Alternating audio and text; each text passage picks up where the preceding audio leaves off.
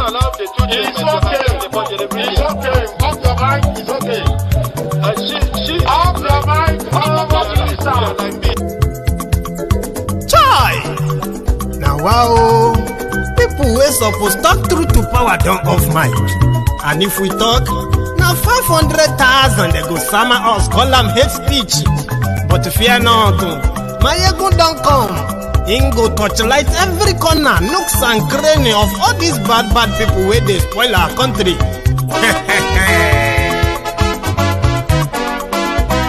So my people make we laugh, yo yo. My ego don't come, oh yo yo. My people make we shout, oh yo yo. My ego don't come, oh yo yo. My ego don't come, man of the masses, oh yo yo. My ego don't come, oh yo yo. My ego diary politico, oh yo yo. My ego don't come, oh yo yo.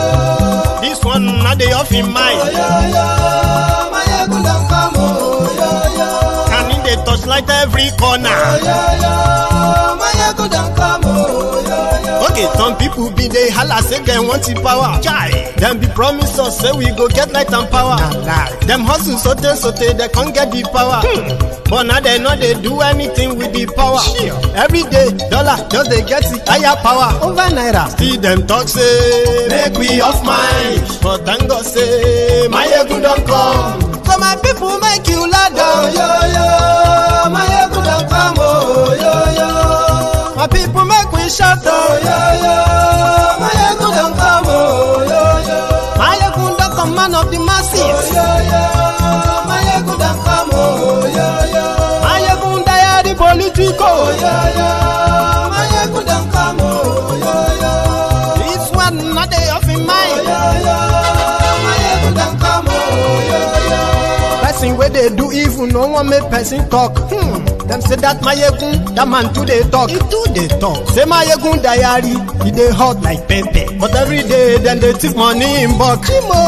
Woman picking, they the street they hawk. Still them talk say make we no talk. But thank God say my egun don't come. So my people make you laugh, oh yo yo. My egun don't come, oh yo yo.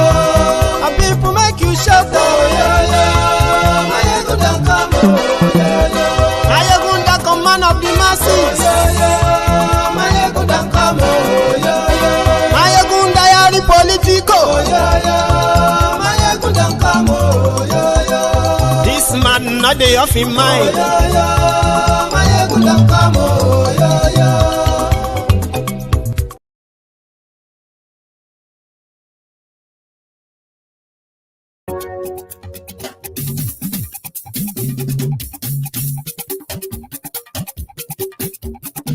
Mayegun la wa mo la mo to dododo. Mayegun diary, Mayegun number one. Mayegun la wa mo la mo to dododo. Mayegun diary, Mayegun number one. Mayegun ti dé o, ọ̀rẹ́ ará ìlú. Mayegun diary. Lórí Facebook.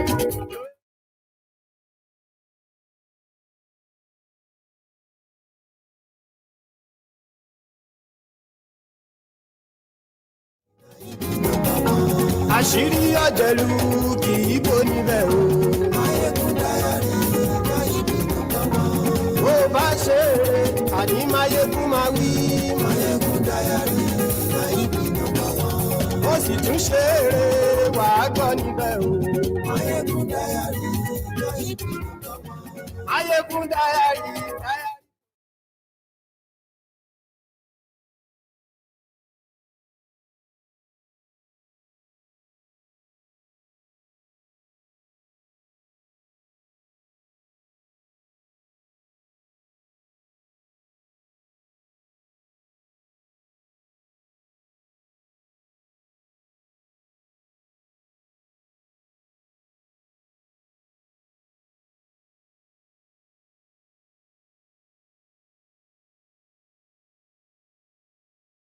Àní ẹ̀sùn rákì. Mayegun ti dé. Mayegun ti dé. Very sorry about that. Mayegun ti dé. Is it back now? Mayegun ti dé. lórí Facebook àní ẹ̀sùn làjú lórí YouTube. I figured it out. I figured out what would have happened, okay? I want you to check. Is it back? Àní ẹ̀sùn làjú.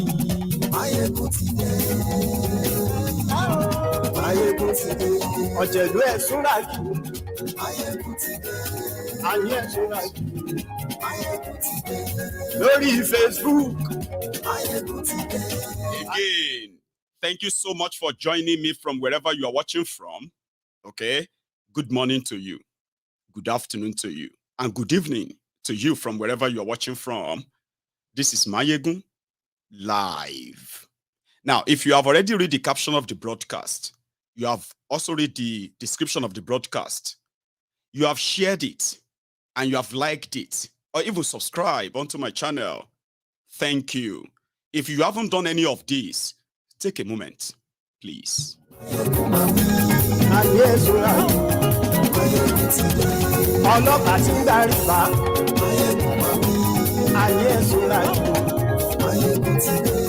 Aṣòfin tí ń rúfin o.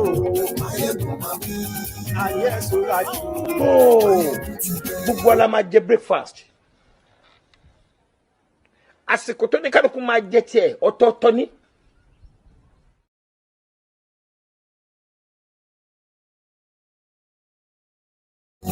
Emefiole, show of shame, Daura secret service or Dokpemu stupid service. Read the caption. Gbogbo ọ̀jẹ̀lú ẹ̀sùn làjú. Bí ó bá rúfin o.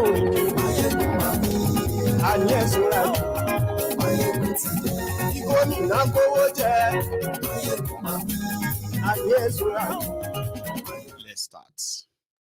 So, once again, good evening to you, good morning to you, and good afternoon to you from wherever you are joining me from. It is Mayegun, and it is live if you are watching it live. Now, I know some of you have seen the viral video of the drama that took place in Nigeria, where the former governor of the Central Bank of Nigeria, Godwin Emefiole, was brought to court by DSS.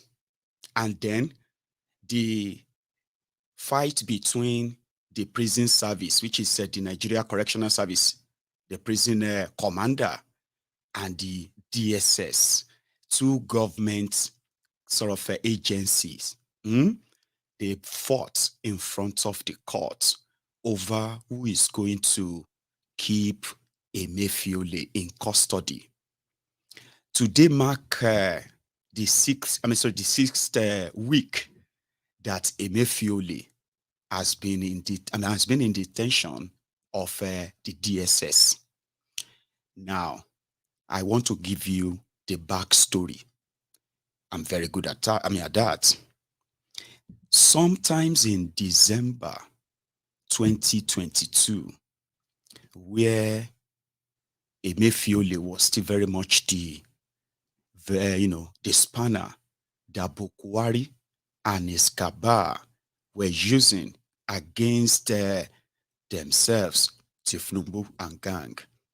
So in December, the DSS suddenly declared the Central Bank Governor of Nigeria wanted. Around that time, Emefiole was outside Nigeria. It was kind of a shocker. DSS reports to the president. Abi, Emefiole reports to the president. What could be going on? But around that time, a lot didn't know that Escobar has managed to hijack as many agencies as he can hijack. And DSS was one of them. Emefiole was seen as a clog in Thiefnubu's road to presidency.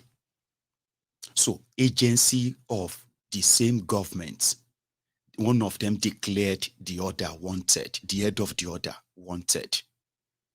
That was kind of like part of the ridiculousness that followed Thiefnubu's government. Bokohari's government, rather. So what happened? Emefiole was like, instead of me going back to Nigeria, disgraced, handcuffed, openly, I would rather stay where I am. Emefiole just started flying all over the world for straight 3 weeks. Around that time, there were reports that they were pushing to kind of slow the DSS down and let him be. Somehow, when Emefiole returned to Nigeria, it was those who were guiding Bokohari that welcomed Emefiole to Nigeria, which means Bokohari had to provide a personal security, special security for Emefiole under those during those periods. And Emefiole too was doubling down. If you want to fight me, come outside, let's fight. Well, his job was not done, because when it was done, this is why you are seeing all this drama you are seeing now. So in January, Emefiole returned.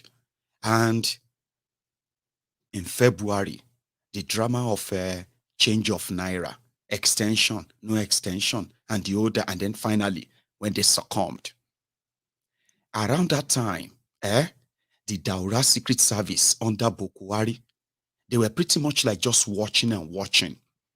When the permutation of the total takeover of the country was completed on the 25th of February, those who kind of participated, who participated in the attempt to stop Thiefnubu from doing what he's actually doing right now, they were ready to go after them.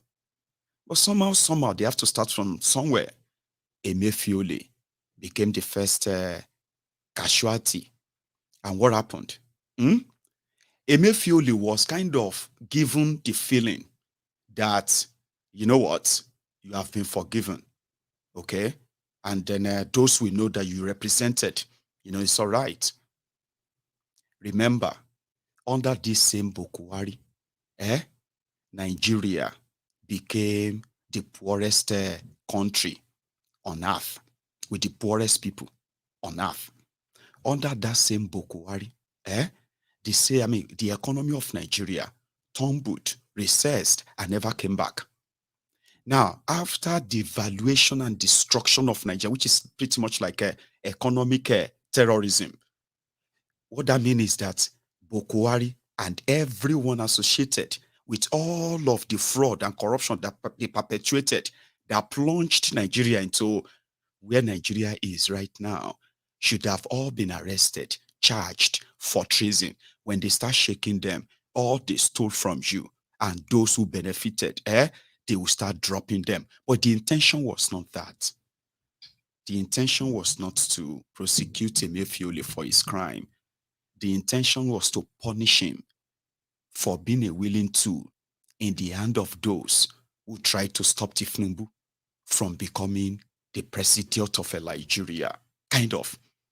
Because if they were doing this for your sake, by now they would have arrested hundreds, if not thousands, of people, including current governors, past governors, current senators, past senators, ministers, their families, their friends, Bokohari himself, all of his ministers, Bokohari's wife, Aisha, and their children. They will all be right now, in-law, everybody, thousands of them, like China, they will round them up like that for picking up Emefiole alone, including Dangote. But his job was not done. And like I said, the intention is not actually to punish him for the real crime they committed against you. Under them, millions of you lost your jobs because of their economic policies. Under them, millions of you lost your businesses because of their economic policies. Under them, millions of you today are living in extreme poverty caused by inflation, as well as excessive borrowing that they are now actually committing into anything constructive or productive. Are you following? If they want to punish him, those are the things they will pick him for, or in fact, charge him for. But they want to punish him for being a willing tool in the hand. So, which means this whole show is not to your benefit.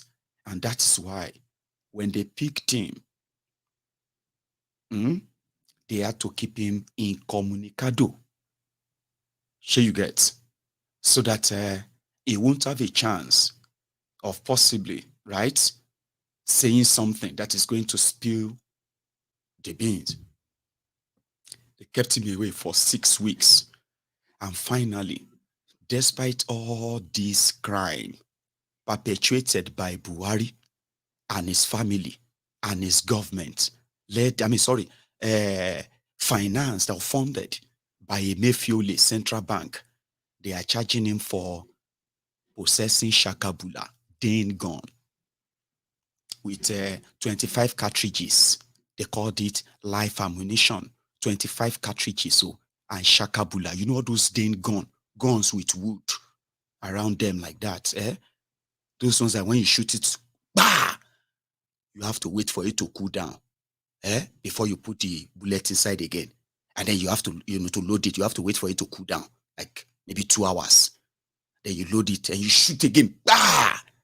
That's what they are charging the former central bank governor that lost over $300 billion in Nigeria economy in 8 years. Economic crime that saw people committed suicide. They lost everything under these rogues. And according to them, he has a case to answer, except that they came out to say Nashakabula gone. They are charging him for. So when they were asked, why would you charge him after locking him up for 6 weeks? Why would you charge him for, somebody said bayonet. People understand the Shakabula. That's why I described it.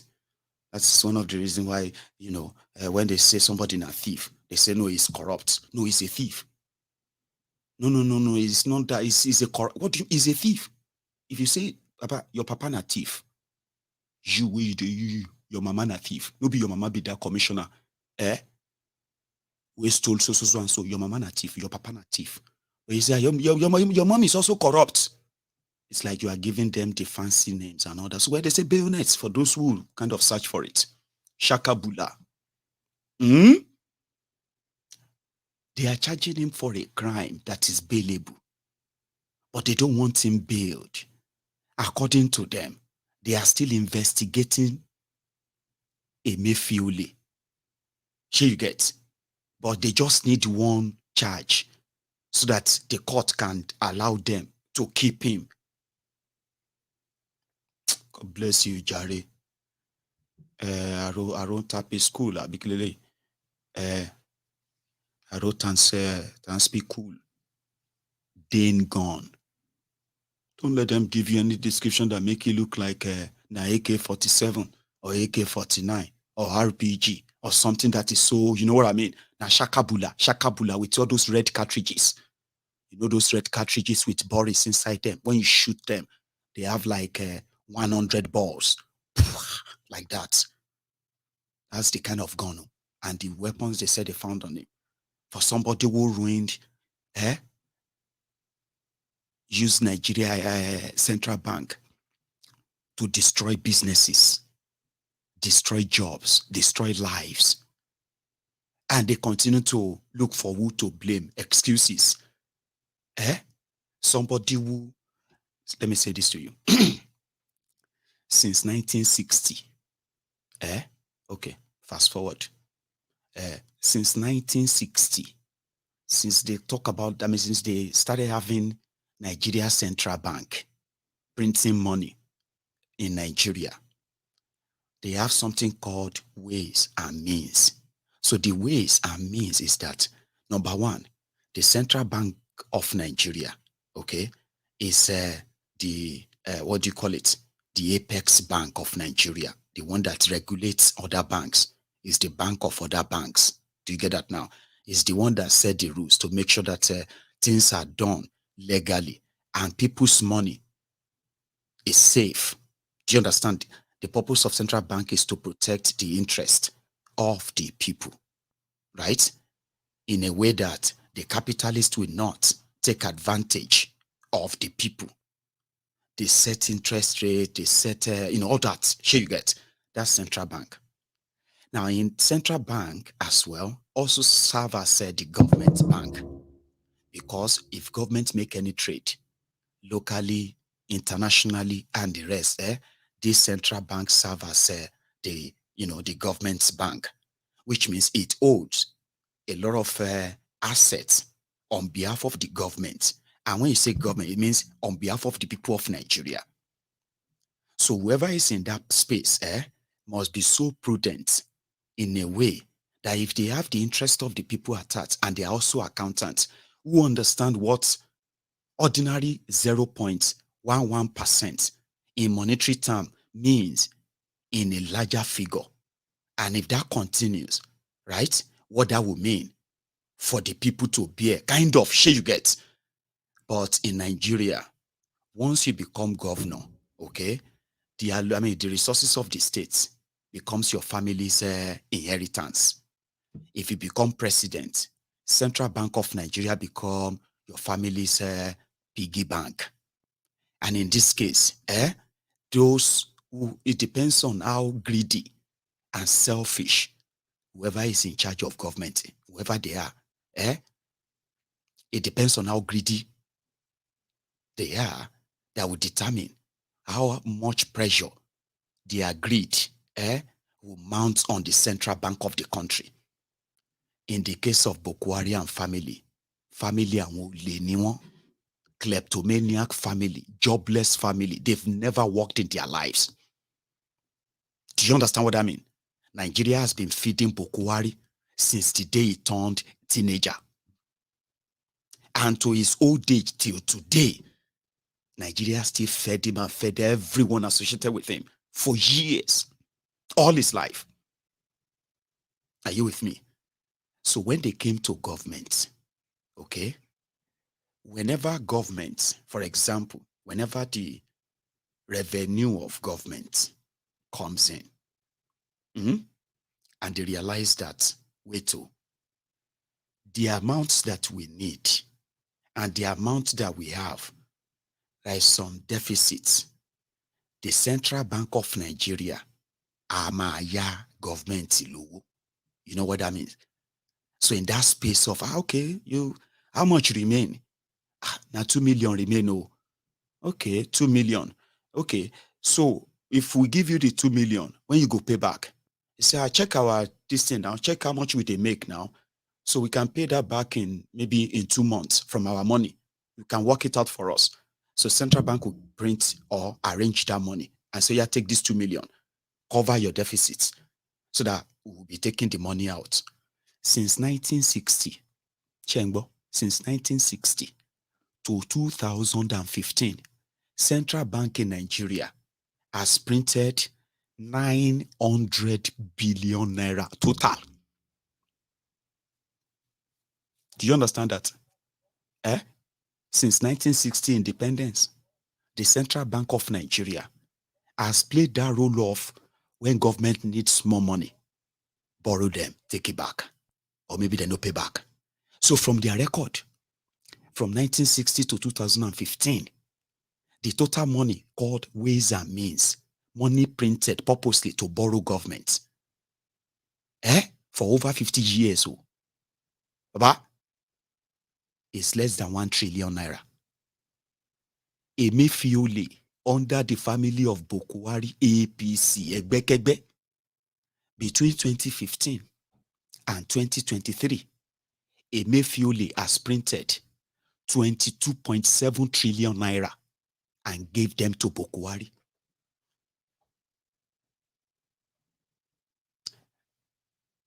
Do you understand what I mean? In 8 years, this Emefiole, a supposed accountant, or economist, who knows the consequences of that? He did it anyway. And they were covering it. Nigerians, the naira continue to devalue and devalue. Businesses continue to suffer and suffer. And a lot of you were hoping and waiting. Maybe something is going to happen. Maybe something is going to happen, until they were done and you realized that they had nothing to give to you. 22.73 trillion naira in 80 years. Ask them, where is the money? Ask them, what did they do with it? At least they can print money, Abi. That is one serious economic sabotage that requires, if to say the intention is to sort of prosecute Emefiole for his real crime, they would need to arrest Bokohari, arrest Mamandaura, arrest everybody associated with them, including Ashishe Bokohari, Aisha. But instead of that, now because of Dane gone, Shakabula. So when they now went to court, they took him to court for possessing Shakabula without permission, where Asari Dokubo is parading thousands of men and guns.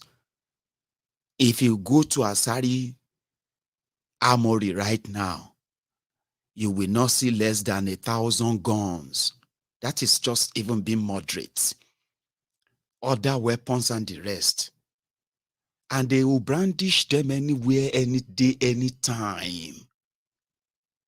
But because of, according to them, because of Dane gone, they took Emefiole to court.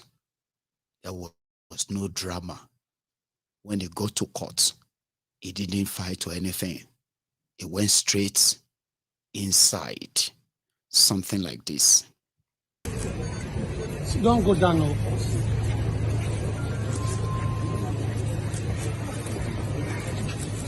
Please,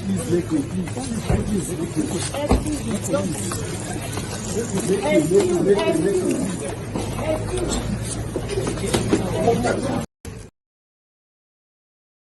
Get no wahala. Emefiole was led, I think that was his wife. Okay, not sure, maybe DSS too. Those were DSS bringing the former governor of Central Bank of Nigeria to the bank. To the court. And inside the courtroom, when they presented their case, DSS, and they argued their case, the court now said they should move for, his lawyers moved for bail, and the court ruled in their favor and said the bail is set at 20 million naira. 20 million naira. And I bet that was where the DSS felt like, okay, no. You cannot give him bail. You know, DSS is a lawless agency in Nigeria that do the wishes of the corrupt criminals. Okay? Unfortunately. So the argument started inside, well, argument didn't start per se. You know, when they say your bail is set by law, you will have to return, you will be returned to proper prison, not DSS detention anymore, because court has now ruled and set a bail. They don't pay bail to DSS. You pay bail to court and you take it to the prison. So at that time, it was the turn of the commander of prison to take charge and take custody of Emefiole. But Nigeria is a lawless country, ruled by criminals who are completely in their own world, unfortunately. I don't know what happened. Or we don't know what happened. They don't start. Everybody shall run. See me, they go check. They can't drag one old man outside the court. Maybe the judge even ran away from the court. I don't understand. Like this.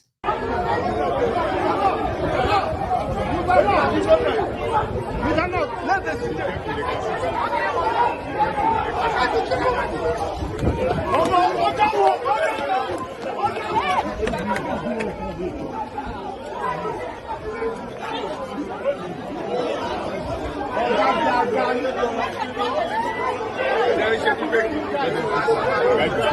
think you be careful. I think you have the right. I'm talking about your right.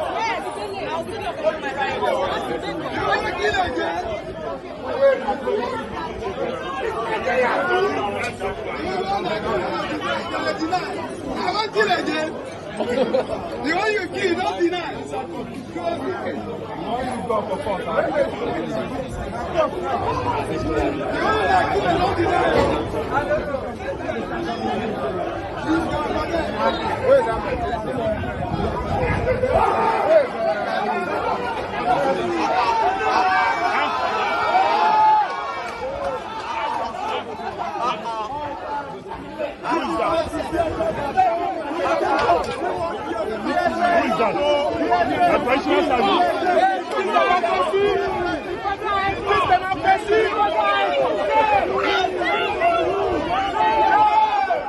What is the problem? I don't understand.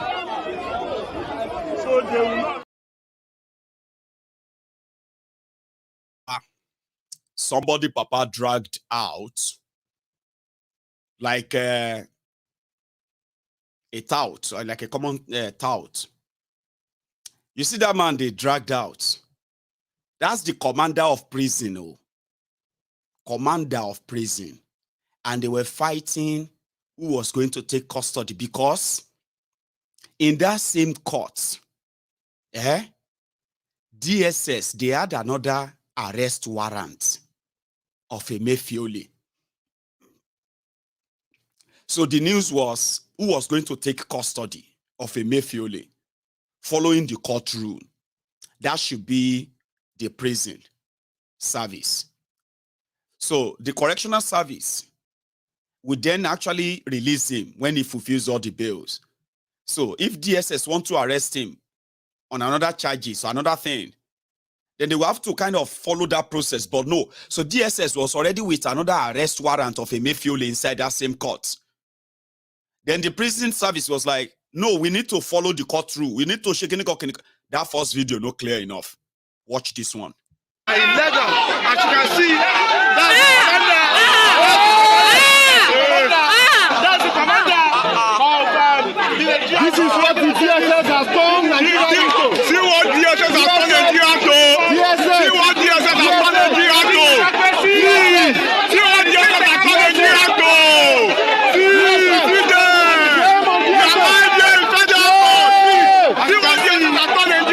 This is what DSS has turned the country into. DSS, shame on you! Shame on DSS! Shame on DSS! Shame on DSS! As you can see, there's an heated argument between men of the Nigerian Correctional Service who the court had asked to take possession of the suspended CBN governor, Mr. Godwin. Then the DSS are adamant and into their hands. They are insisting not to take into consideration and not to take into order the court's judgment. They've been present since the arraignment process of the self-suspended CBN government. I told you that one better, Abi. Somebody said they dragged him out like a Christmas goat. Another said that they dragged him out like a wedding cow. Kilo D. Somebody, papa, is doing his job. But you are dealing with lawless DSS that is doing the bidding of another powerful people or some powerful people. So when they went back inside and they finally told him, respect yourself, we'll go beat you again. So I think the man just felt like, boys, don't worry. Let them take him. I don't want fight today, kind of. So Emefiole had to follow them back in the same truck. They brought him to court in, like this one.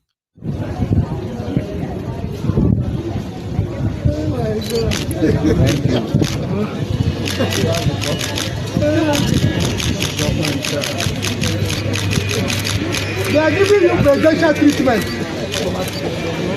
That's the one. See all your security. I follow the president.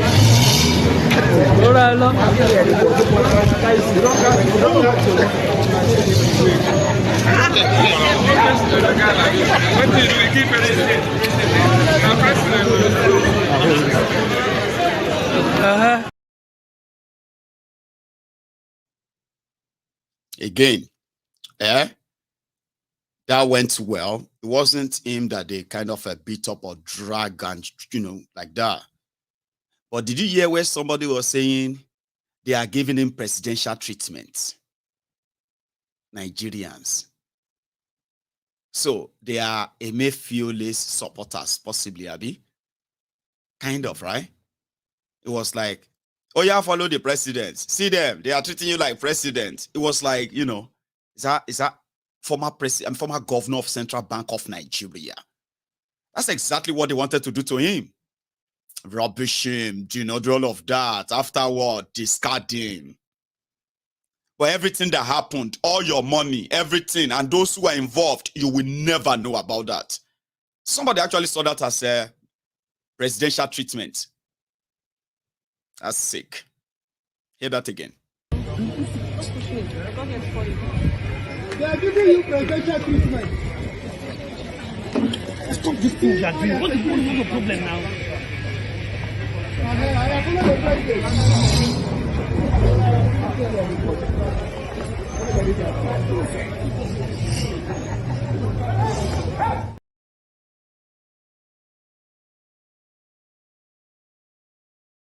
I said, they are treating you like a president. Oh yeah, follow the president. See all your security. You'll see all your security and all that. I don't know, like,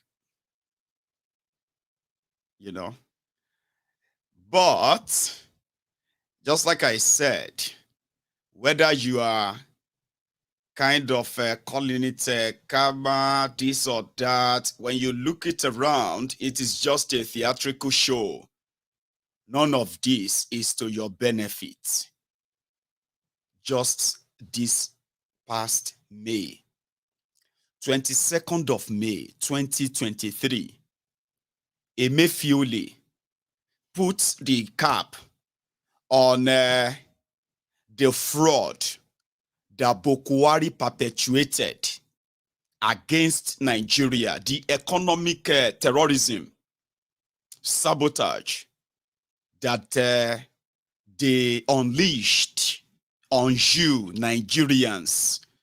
He sealed it up on the 22nd of May, 2023, when they all went to go and celebrate the quota system billionaire, Dangote. And they did tell you, this is why I want to share this with you. Back then, as the finality of the fraud, they told Nigerians that their day of joy is so close, that very soon they will appreciate Bokohari and the kind of investments he has made on their behalf. Dangote refinery was going to crash the price of petrol in Nigeria, was going to crash dollars in Nigeria, and was going to make Naira the strongest currency in Africa, and was going to generate 12,000 megawatts of electricity. It was going to create over 400,000 jobs, and it was going to add 23 billion US dollars to Nigeria economy every year. All of these, fabu, fabu. They did not tell Nigerians how much of Nigeria money they gave to the quota system billionaire Dangote to build the refinery that Nigeria can never build, because Nigeria is just too small and too poor to build the refinery. But Dangote, the quota system billionaire, could build one. They won't tell you how much, but there is already a rough figure. Dangote won't build refinery to build the economy of Nigeria destroyed by central bank, by Bokohari and Emefiole and their team. So they gave him $12 billion. They facilitated the money and gave it to him. Okay? Now, the same Emefiole, who knows the condition that the economic condition of Nigeria was given a red carpet in May 2023, just about 7 days before the end of the disastrous Bokohari APC, Egbekegbe's 8 years. This criminal, Emefiole, was given a red carpet. It wasn't just him. Even Bokohari, I'm coming.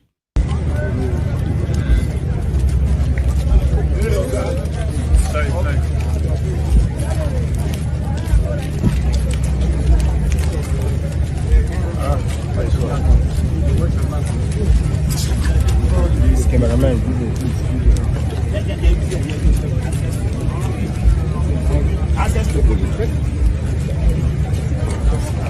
That will not work. You are supposed to get a plan like this. Don't worry. It's open, sir. It's open. Ah, okay. Exactly. One of them. Come in, sir. Come in, sir.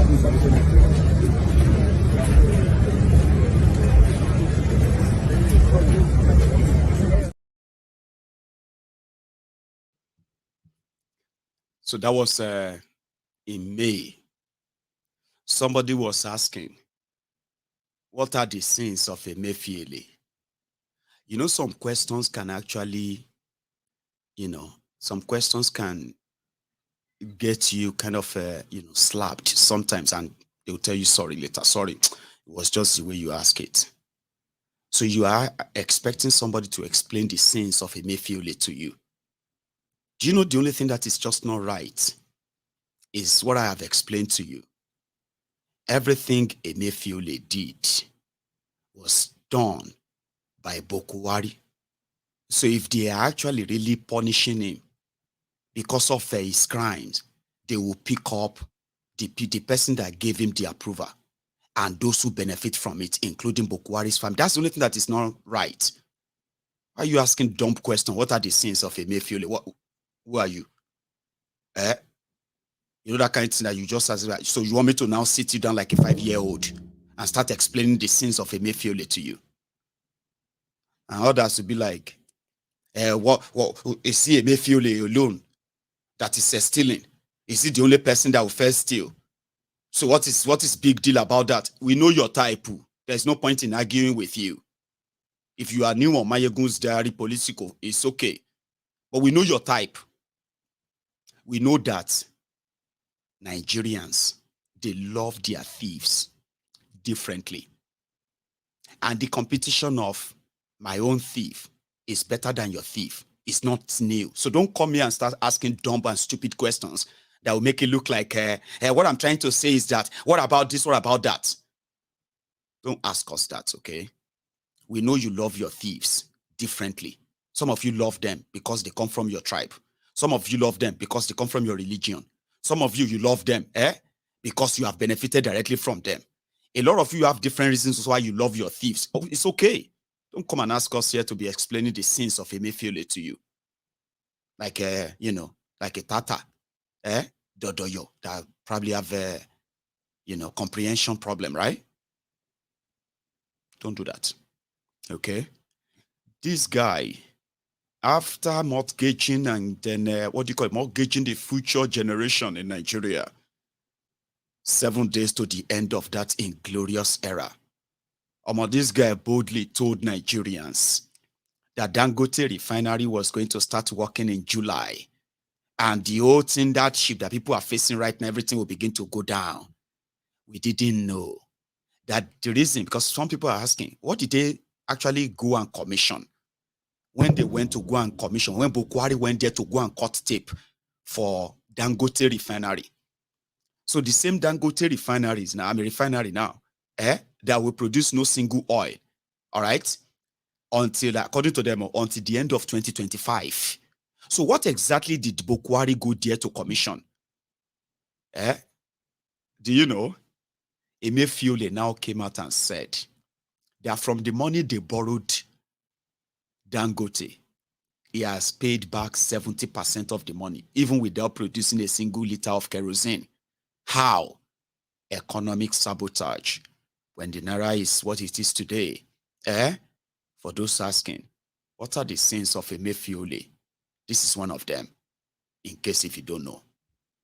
Then we insisted that under the leadership of President Muhammadu Buhari, that the ongoing project and efforts will be actively implemented to diversify the economy and make the country globally competitive.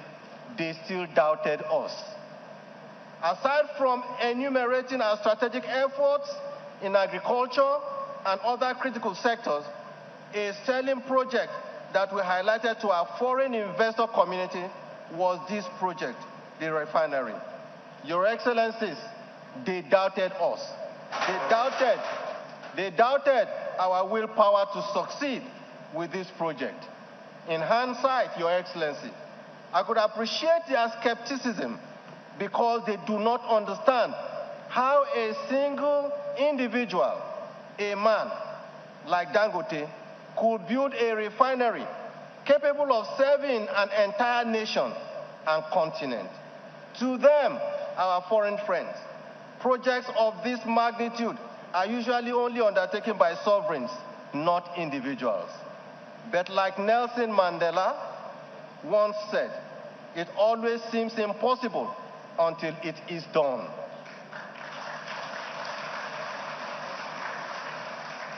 Today, Your Excellencies, it is with extreme delight that I say that President Mandela's quote has come true for us in Nigeria. The impossible has today become possible. I am glad that we never doubted ourselves as Nigerians and our capabilities. Under your leadership, President, this seemingly unattainable project has birthed and correspondingly under the incoming administration of Asiwaju Bola Ahmed Tinubu, Nigeria will cease the importing petroleum products, fertilizer, and petrochemical that drained over $26 billion in foreign exchange in 2022. The self-sufficiency in refined petroleum, urea, and polypropylene, which Nigeria has attained with this project, is a strong testament to our leadership, dedication, and focus and commitment. Distinguished ladies and gentlemen, the takeoff of this refinery comes with numerous economic benefits to Nigeria. In the first instance, it will generate thousands of direct jobs of over 135,000 permanent jobs. I'm also proud to state that electricity of about 12,000 megawatts of electricity will also be generated. More importantly, this project avails Nigeria with significant savings, both in terms of foreign exchange and in easing the fiscal burden of our federal government. Available data at Central Bank of Nigeria as of 2014 shows that at least 30% of the foreign exchange required to meet Nigeria's import needs went into the importation of refined petroleum products. It is instructive to note, distinguished ladies and gentlemen, that according to the balance of payment statistics, the cost, including the freight, of petroleum products imports into Nigeria doubled over a 5-year period from about $8.4 billion in 2017 to $16.2 billion, including an annual average of $11 billion, before rising further to $23.3 billion at the end of 2022. At this rate, the average annual cost of petroleum products import to Nigeria could reach $30 billion by 2027 if we continue to rely on petroleum imports. These figures, Your Excellencies, suggest that the refinery could engender foreign exchange savings to our country of between $25 and $13 billion annually. Aside from the nearly $30 billion foreign exchange savings from the reduction in petroleum products, the economy is projected to benefit an extra $10 billion of foreign exchange inflow annually through the export of refined products. This project will equally provide support to our federal government in its fiscal operation, as it could help to ease budget constraints of funding, petroleum subsidy, and NGEDA fiscal savings. Your Excellencies, Dangote Refinery is a blessing to Nigeria and Africa as a whole, given the favorable spillovers from this project are able to expected to spread from Nigeria to other parts of the world. It is in this regard, Your Excellencies, and consistent with federal government drive to diversify the economy, that the Central Bank of Nigeria, through its various development finance intervention, has continued to support critical sectors of our economy to promote a homegrown rebalancing of our economy and foremost self-sufficiency. For instance, in the last 7 years, the CBN has injected over 8 trillion naira to support in different sectors such as agriculture, manufacturing, health, education, just to mention a few. We will work with you to build a Nigeria that is not corrupt. I bring you a message of hope.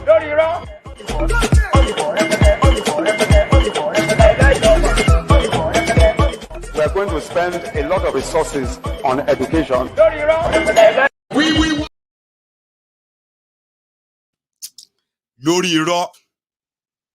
All of that in mail.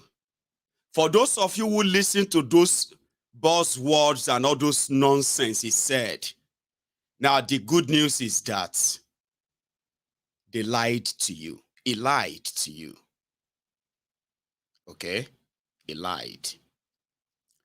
Dangote Refinery will not be ready again until the end of 2025.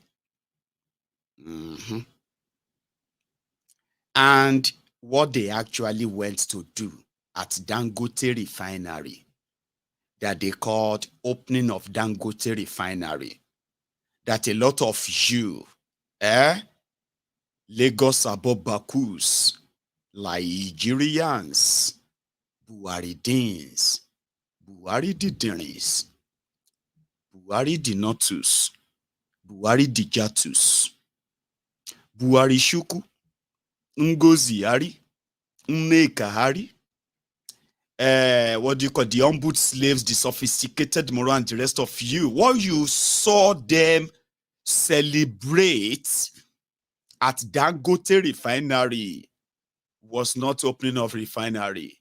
It was signing off the loan license to import fuel into Nigeria and sell at any any price he wants. And that is Dangote. That's what they went to sign. It got busted, of course, it got busted. They didn't open a new refinery for you. And Emefiole, if they are to kind of really charge him, guys, Bokohari will be in handcuffs right now. Aisha Bokohari and Bokohari, in order not to waste handcuffs, then go handcuff Buhari here. Then go handcuff Chinamaman Daura on the left. So they go come join the handcuff where they this right hand. They go join her with Aisha on. So the one where they this left, they go join her with Maman Daura. That one where they Maman Daura hand, they go join her with Malamu. The one where they Malamu hand, they go join her with Isa Pandemic. So you see when they come back to Aisha here, you see that right hand of Aisha, Nashadia left hand, they go handcuff with. Of course, if they are actually prosecuting Emefiole for his crime, but they are not. They are just showing you theater. They are just showing you this. And in another few months or 1 or 2 years, you will probably forget about it. You won't even know that they once arrested Emefiole for terrorism. Because of Emefiole, they have been staging different dramas in Delta states, IPOB this, IPOB that, in Delta states, so as to say Emefiole has been funding IPOB. They already sold that narrative into the media, only for them to come back and charge him for owning a Dane gun. Now, when they dragged the prison official, for those who were there, okay, especially his lawyer, they had this to say. First, his lawyer. Today, Emefiole has had his day in court. He was arraigned today, this morning, and he has been granted bail graciously by his lordship. They arraigned him on a 2-count charge, very ridiculous charge, bordering on illegal possession of firearm. Gentlemen of the press, if you know the firearm that we are talking about, it is the kind of gun that the likes of Christopher Columbus and Mongo Park used during their days. This is the kind of gun that the SSS exhibited in their proof of evidence. This is how low that organization has turned itself to be. Ladies and gentlemen, but the good news is that Godwin Emefiole has been granted bail by the court on very liberal terms. Very liberal terms, and as we speak today, he's about to perfect the bail conditions. But we are hearing from the grapevine, and this is the reason why we have come to address you, members of the press, because we know what you stand for. The DSS, in fact, let me also add that the court gave an order again to say that Emefiole should be remanded pending when he perfects his bail, should be remanded in the prison, correctional center. But this one would have expected that having had that order of court, the DSS would vacate this place with immediate effect. But as you can see behind me, they are there, they are hooded. I do not know why they will be hooded to intimidate Nigerians. We refuse to be intimidated. Gentlemen of the press, this is why you are here. Ours is to talk. Our voices can no longer be the low cry in the wilderness.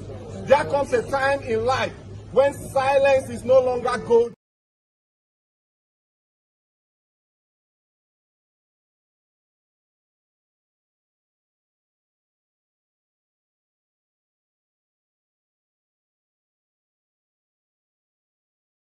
So terrible, right? I've got that my audio delay issue there, and I just keep doing like that in front of you. Like, Mayegun, you are not talking. The audio, I know. It does that, and I think once we start getting to over an hour, and I am actually suspecting the streaming software acting up around that time. All right, so we'll see to that. Okay, sorry about that. Now that was his lawyer, right? Talking about this is unacceptable. That is if you are in a very kind of real place. Nigeria is not real. Are you with me? Nigeria is not real. And you cannot try to sort of be logic with something that is not real. Okay?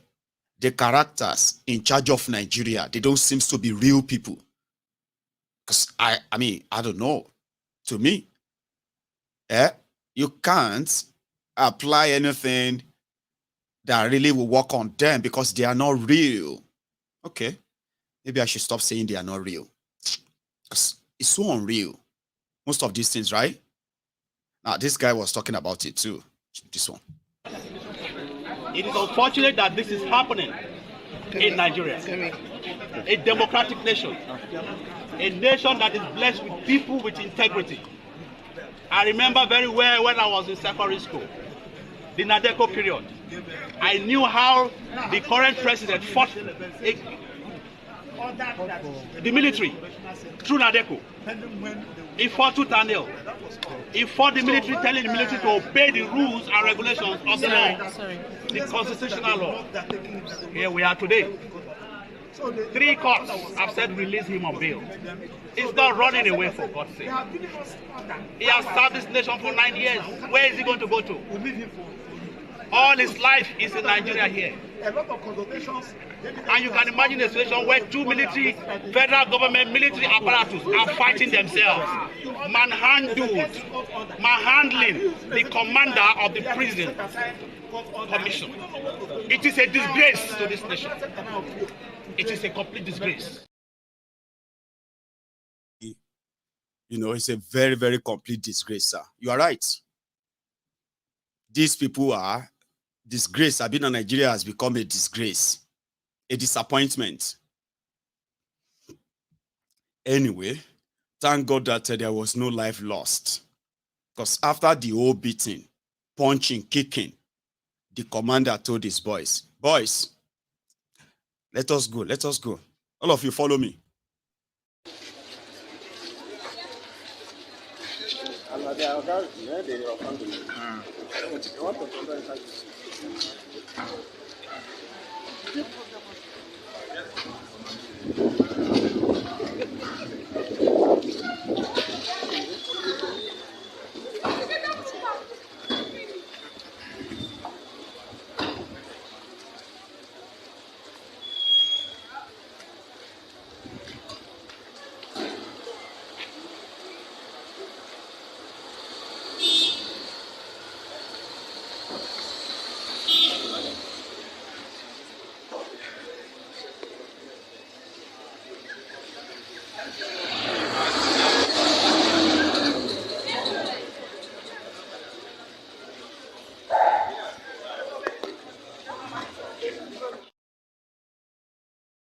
Honestly, I bet the commander would just be, when he got into his car, would just be like, like if he's sitting there with another deputy commander, would just be like, man, I'll make sure they regret it. For example, if that person is from Ijebu, if Nami them beat like that, after getting into that vehicle, I'll just be like, in my life, I will show them that I'm from Ijebu. Kind of, that kind of thing. You'll be talking to yourself like, Kinimushi, what did I do? Did you see how that guy slapped me? Did you see how they dragged me? Did you see how they, on top waiting? What did I do? It will be that person in the car that will just be like, it's okay, or guy, it's okay. Or guy, it's okay. One koniti, one waju. Or guy, it's okay. The kind of thing like, I'm just giving you a scenario here. Odin, the commander of prison, then beat them like this. See them with hood covering their face and all that. Corona no deal that they wear mask.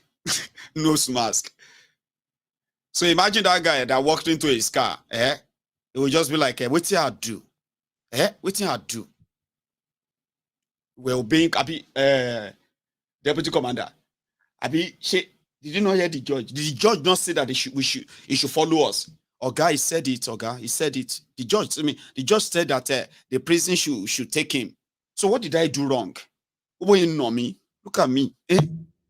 I'm not the one that is say, Oga, God go punish them for us. Let's go. Kind of. Oga controller, Abi commander. If you are watching my Egun's Diary Political, I'm not mocking you. I'm just trying to paint a scenario for my audience, for them to see how degenerated the system you are operating in has become, and now everybody be victim. There's something people don't understand about the rot in Nigeria. Now everybody be victim. Here you get. Whether you are a policeman with the way they carry gun, you are also victim. Whether you are a judge that is sentencing people to prison or anything, you are also a victim. You will be victim inside that same place. Unfortunately. But according to Koolu, you haven't seen Shege yet. Now, baby step, what they call the baby step, is what you are still witnessing. The economy destroyed by Bokohari, and the one that is about to be buried by Thiefnubu. They removed Emefiole, and they nominated somebody. They called him acting central bank governor. Hello, that has been over a month now. Do you even know his? I don't even know his name anymore, but I remember his face. So if Emefiole is already in detention and they have already nominated another person, what are the policies that one has pushed in the last 1 month? And how far have they affected your lives? Don't pretend that you don't know the answer. You may not know his name. I can tell you some of the policies of the central bank key that they have also announced, and it is already working, tightening the rope in your neck like that. And that's why they will say, you have seen shege to you, or you go see shege to you. Part of the policy is that they said they want to have a unified exchange rate. Therefore, market force will determine how much you'll be exchanging forex. Since they made the announcement, it can't be like, say, dollar, euro, pounds, that they do relay. Who go reach 1,500 first? For now, a pound sterling will be changed for 1,100 naira. Remember, before they came in, before they removed the Emefiole, and then they announced this, they are unified, they don't want black market, so that you're not going to go to black market and, there's no black market. There's only one thing. They play, exchange rate was about 910 naira for a pound sterling. Maybe 700 naira or 600 and how much? 18 naira to $1. In 1 month, you hear me? Pound sterling don't turn to 1,100 naira to 1 pound. 1 pound. If I give you 1,000, if I give you 1,000 pound sterling right now, that's 1.1 million naira. So I'll be a millionaire. That's what they have done to you. Ruin that. But the end result, now everything else you have to, your everyday living, all that, they all fall back on it. I don't know if I should still go back and start explaining how this affects you. But you should already know that by now. Here you get. So euro don't cross, what is euro again? Euro don't cross 1,002. Not 1,200 though. I'm like, it's now hovering between 980, 1,005 naira, 1,010 naira. Here you get. Euro niel. While dollar is also trying to get to 900 and say, they follow you. I know they, all of this policy of unification and all the nonsense they used in telling you all the lies, and you believed them.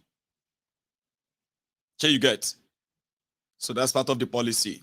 And I don't know if, when Koolu, when Koolu was asked, he said, these are baby steps. Mommy, these are baby steps you will need to manage. Okay? They do baby step. All these things now baby step. Oh. They said that when Koolu said he will hit the ground running. For now, let me tell you something. In February, Sanwo-Iku, in one of the headlines, then said, Thiefnubu has the magic wand to fix Nigeria. Go and search for that on Google. You'll see the headline. And you see the whole article. Thiefnubu has the magic wand. Yesterday, Oshiomhole, who is now Senator Oshiomhole, said Thiefnubu is not a magician. So, hitting the ground running from day one, he said, what will you do in your first 100 days in office? Thiefnubu said, day one, the first day, hit the ground running. Second day, continue running. Third day, still running. I'm going to continue to run. Now, today, nobody is seeing Koolu. He can't run. So it was like, hey, I was now play at the play. Mommy, now baby walk. Sorry if you don't understand Yoruba. Gbogbo Nigeria, ọmọ Nigeria káàárọ̀ o. Ṣé dáadáa la jí o. A kú ọjọ́ òní o. Ẹ jọ̀ọ́ o. Kí ló ń ṣẹlẹ̀ nínú ìjọba yìí o? Kí ló ń ṣẹlẹ̀ o? Ara ni wá, ebi ń pa wá o. Owó epo kò ṣe ká lè jáde mọ́, gbogbo wa ti fẹ́ di handicap sínú ilé o. Àwọn òṣìṣẹ́ ìjọba tó ń lọ bí iṣẹ́ ń jọ Monday Friday náà ń wọlé, kò sépo, kò sọ́nà, kò sí nǹkan kan, kò sí ná. Wọ́n dẹ̀ níjọba yìí máa tù wá lára. Ẹjọ́ ara tí ni wá ṣáfẹ́ máa jà àwọn ọmọ wa ni àbá fẹ́ máa jára wa ni. Kí ló ń ṣẹlẹ̀? Kí ló ń ṣẹlẹ̀? Epo rice as at now rice ti 39,000 naira. Spargo ṣe fọwọ́ kàn. Gàrí ò ṣe é ra. Ẹjọ́ o, ẹjọ́ ẹ ṣàánú wa o. ẹ ṣàánú wa ìjọba Nàìjíríà, ẹ ṣàánú wa, ebi ń pa wá, ìyà tí ń jẹ wá, ara ni wá tó bá lè ju ẹpín wa kó lóra kó máa bá tiẹ̀. Nigeria will see positive changes as we move along.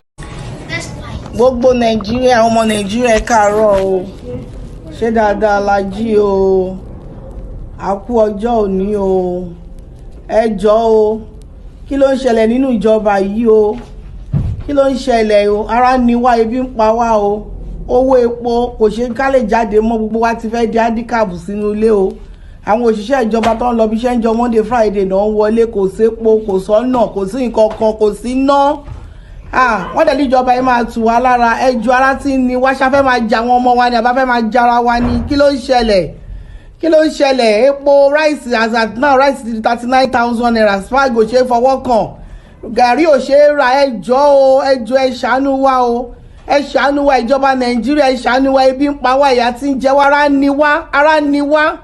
ara ni wá tó bá lè ju ẹpín wa kó lóra kó máa bá tiẹ̀ lọ, ẹpín wa. Nigeria will see positive changes as we move along. Just go through these baby steps of pain. Baby step of pain. Me too, I'm taking baby steps as the president. Not marching in a hurry. Be ready. Nigeria will see positive.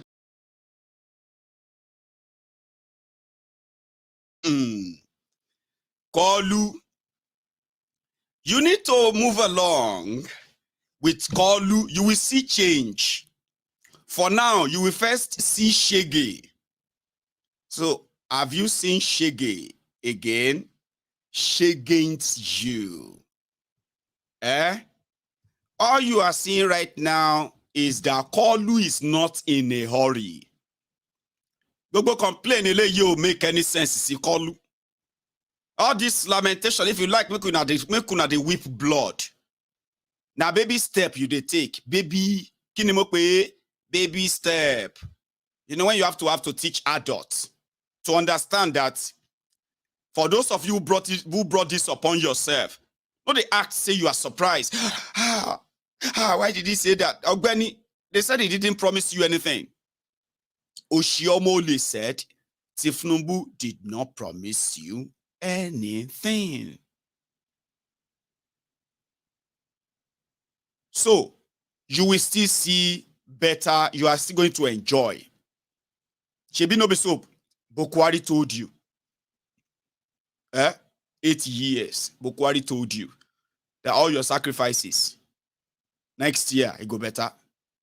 By 2017, all of these things that Bokohari is saving, 1.4 trillion naira saved from subsidy, 100 trillion naira generated by custom.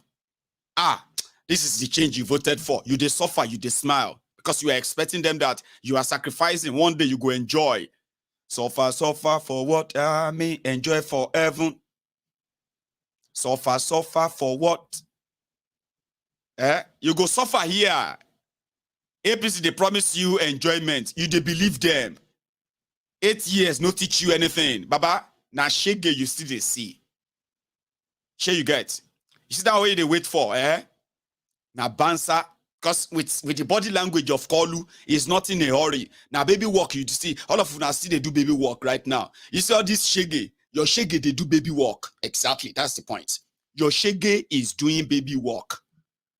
It depends on how much you are affected right now.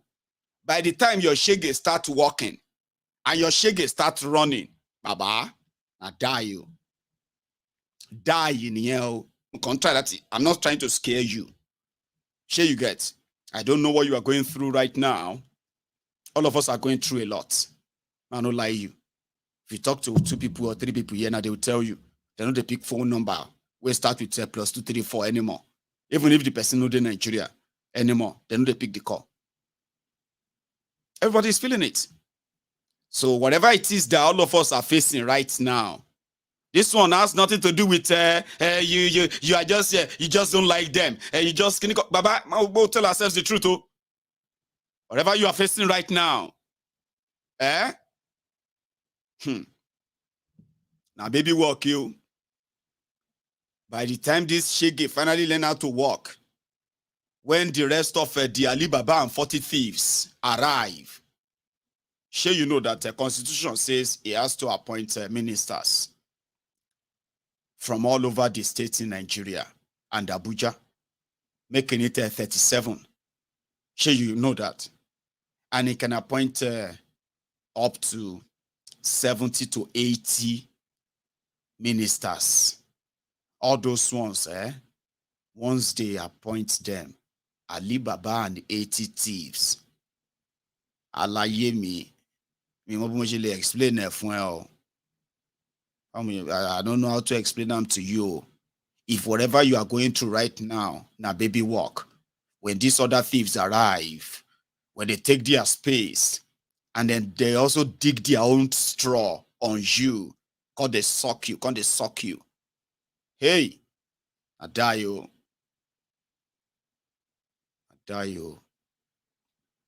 That's scary, isn't it? Like, imagining it is kind of scary. Imagine right now that you are working, very hard working person. You are earning 150,000 naira. Baba, 150,000 naira. Right before your very eyes. That 150,000 naira once make you feel like, where did they happen? If you jam anyone selling egg and you break any crate of egg, you can easily just dip your hand in your pocket and bring out your own card and just do contactless. Bas. How much is the egg? Don't man, look at how you just how much is the egg? So everything is 800 naira, sir. So why are you crying? You punch 1,000 naira there. You have contactless. Say, you move. Now you they earn 150,000 naira. You see they do side hustle. They say, about how you they go for this economy? Say, about now side hustle. Nobody can survive on one income anymore in Nigeria. About show me the way. Now online Bambi Allah. But it's kind of a big boy's work, okay? You go online, you open fake accounts in your name, and you start telling them about your family that is about to die of cancer and the rest of them. And that's side hustle. And they make money on sometimes, and they make extra 100,000 sometimes in a month if markets come very well. Really? So you are doing side hustle begging because you feel poor now. 150,000 naira makes you even poorer now. Right before your very eyes. Ladies and gentlemen, just imagine if that situation now kind of extended to the point whereby you have to feel this hardship times 10. When everybody bring their own, and these criminals who they use straw. Now, you know when you have somebody say, okay, come on, join, and they bring their own straw to your cup. Thank you. Oh, you're so amazing. Another one brings straw. Say, oh, that's so delicious. Thank you. Where did you get it? I'm going to probably buy for all of us. You know that kind of thing. This one, they do that one. Now, they don't take permission. They go drill them inside.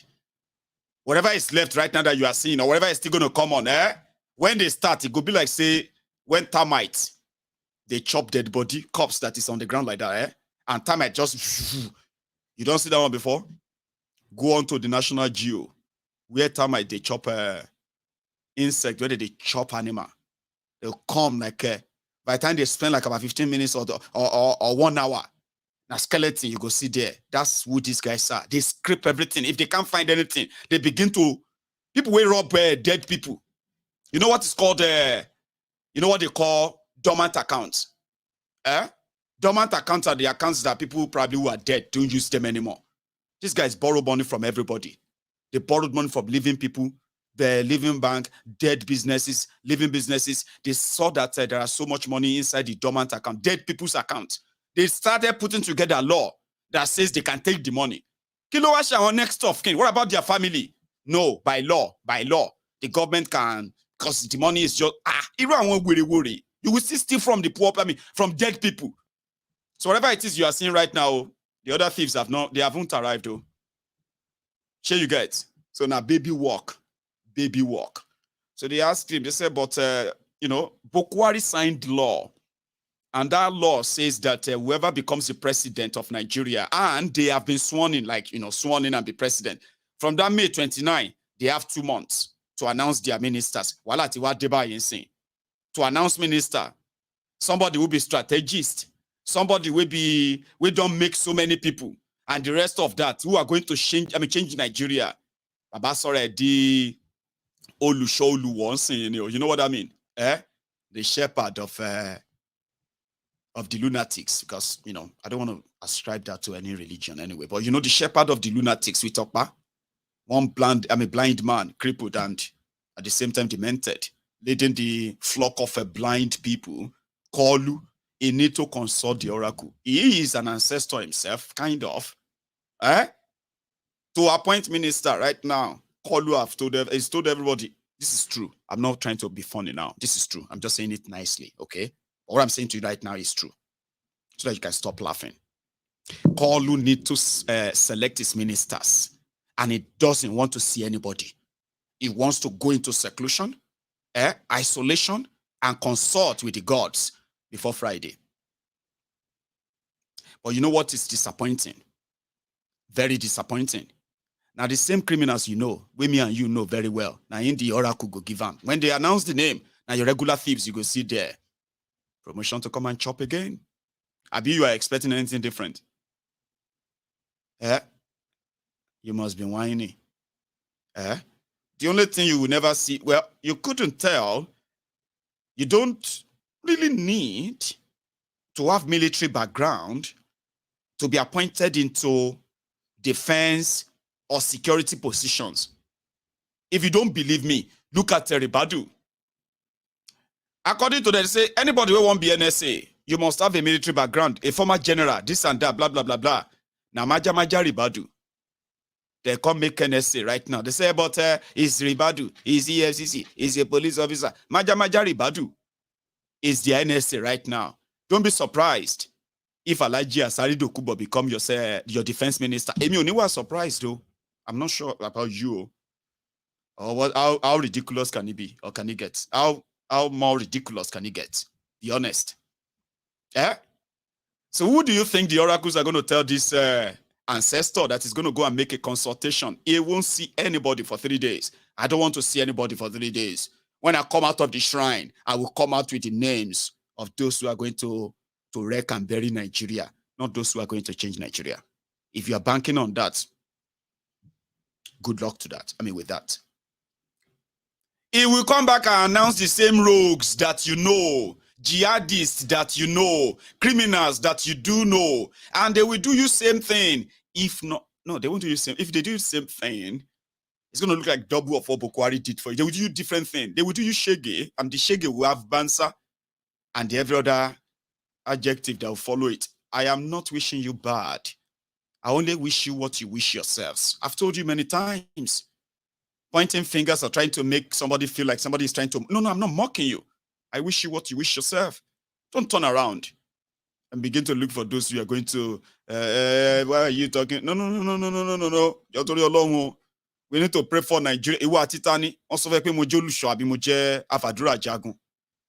When you want people, we won't take prayer. We want them to pray for Nigeria. Go for those where they take and do contract. If you go to Orioke Kosheunti, I think that one is Orioke Olonkole.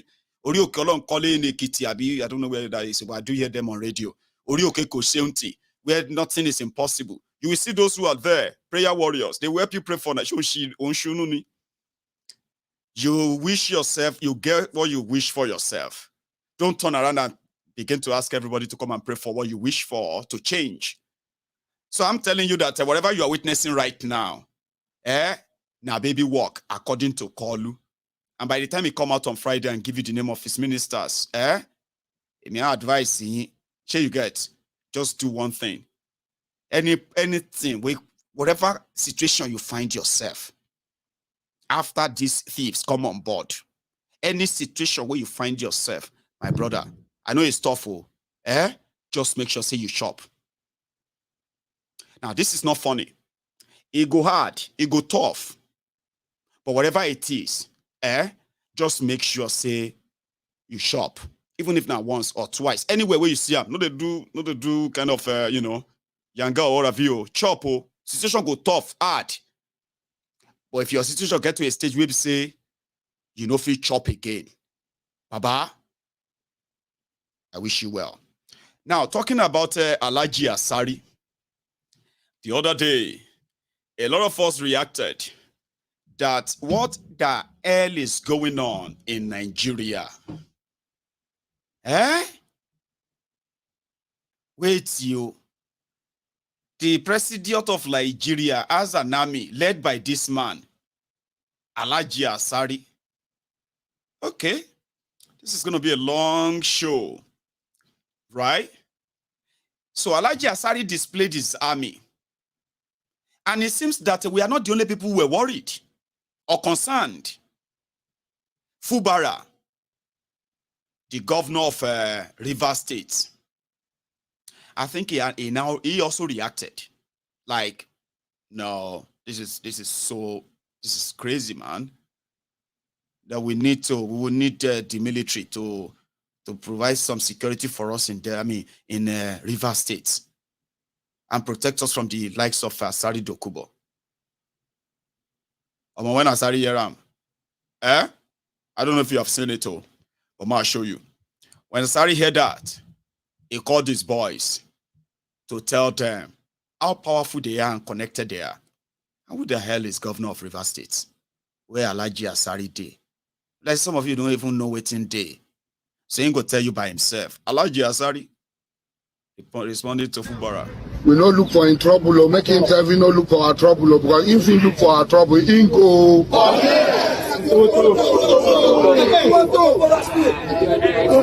If he look for our trouble, he go do what? Under the constitution of Nigeria, whether he be governor or he be anything, we equal to him. He no be anybody. He's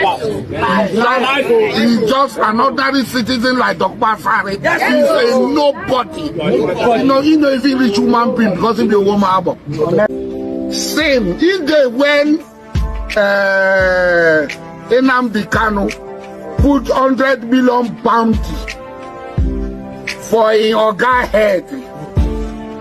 Is a poor one here so we can head. That I know get mouth to talk. Because since he said we know they look for trouble. But if Yanga they sleep, trouble can't wake up. He go collect. You do anyhow. You do anyhow. You do anyhow. Bokohari will be a shite place. Because he no look for somebody trouble. He dey on their own. He dey even help. He say make we no help. He dey talk because the Enrique election put am somewhere. Oh my button just sabo rebel. Sour tebo. Wetin would you say? The election we declare say Nigerian people they do election. We not go like make any job man die because of a job of election. We have the capacity to turn Rivers State upside down. But we did not do it. The rig election, it's in government house. The person where they beat that drum with her, making the wood where they beat drum. The stick where they carry big drum. Sometimes they break. He beat the sticks. Now leave out all other jibes, okay? Did you pick all those direct threats that I actually made again in that video? He said, if Fubara try to touch them, Boko Haram will be a child's play. Did you hear that? Did you also hear when he said they rigged the election to put him there? He should day in day, like he should stay on his own. That we have the capacity to turn Rivers State upside down. That's what he said. I hope you will remember that anyway in your own in your memory when you are writing everything you know about Nigeria. Remember that part, okay? As some people are very powerful, non-state actors that are very powerful. All you need to do is to just describe how much damages you can cause, and Koolu will put you on contract. And around that time, you probably will become untouchable. And when they need you, somehow, they need to sacrifice you too. Don't forget that too. They won't need any permission. You just call and then boom, you're gone. Okay. Talking about boom and gone like that, people who could do anything and they, nothing will happen. It's not just the government that has that. In northern Nigeria, where religion is like a license to kill, mob who defend they defend Allah. All right. But when it comes to their own problems, they leave that for Allah to fix for them. Just a few days ago, they were after Davido. Do you know Davido eventually deleted that video? Yeah, he did. He deleted it. They said it was kind of insulting to Islam. Okay. And he needed to delete that. So he did. The following day, this same jihadist who have succeeded in telling their children, right? Children, that it is all right, okay, to be very violent and then sort of homicidal, murderous in the name of religion. So they do this in front of them. That's how they indoctrinate them. A lot of them don't even know what's going on, but it's, it is expected of them to participate in it because if it is to defend Allah. So yesterday, somebody called in children in Maiduguri, and he brought Davido's banner, a kind of a sign that this is Davido, okay? You have been rejected in northern Nigeria, and by so doing, we are burning. They set Davido's banner up in front of children. I mean, like usual, when you remember those who killed Deborah, some of them are children who hurled those stones and killed her. But Davido is kind of a big guy. They can't touch him except if they send a suicide bomber. Okay? So what did they do? This. Davido, Allah ya tsine ma albarka Davido. Davido ba mu da abin da yafi sallah. Davido yanda ka wulakanta sallah Allah ya wulakanta ka Davido. Davido muna kira da ka sauke wannan biyin da ka dora a shafukanka na sada zumunta. Davido kwana bi kenan. Davido Allah ya tsine ma albarka Davido. Davido ba mu da abin da yafi sallah. Davido yanda ka wulakanta sallah Allah ya wulakanta ka Davido. Davido muna kira. That's like somebody cursing him and saying that he must apologize. He has to apologize to them before they can, or they will ask for something else. But there is something I'm going to tell you all that you should know. That you see those who love to push the idea that it is kind of okay, right, to violently attack anybody that you feel somehow offended your religion, Islam. They make it look like it's like, those who kind of associate that, they make it look like it's all right. Violence. But it's not actually about the religion. It is about dominance. It's about dominance. We will dominate you. You will do what we want you to do. If you fail to do what we want you to do, we will violently correct you. And even if we have to kill you to prove it to others that you have to do what we want you to do, don't question us. Do it. So for years, they succeeded in making you believe that they have so much violence, right? And don't provoke them. You too, don't provoke them. You know that in northern Nigeria, they are so serious about this thing. You know that technical. So we indulged them. But it wasn't about the religion. It's simply about dominance, a nature that is that of especially the Fulanis from northern Nigeria. Dominance. So rather than to say, if you don't accept our way of life, we will kill you. They will say, if you don't accept the Islamic way of life, we have the right to kill you. So Islamic way of life is their own barbaric way of life that they put behind religion. Dominance. Oh yeah, get out of there. Ah, sorry. Sammy, okay. Then you get out.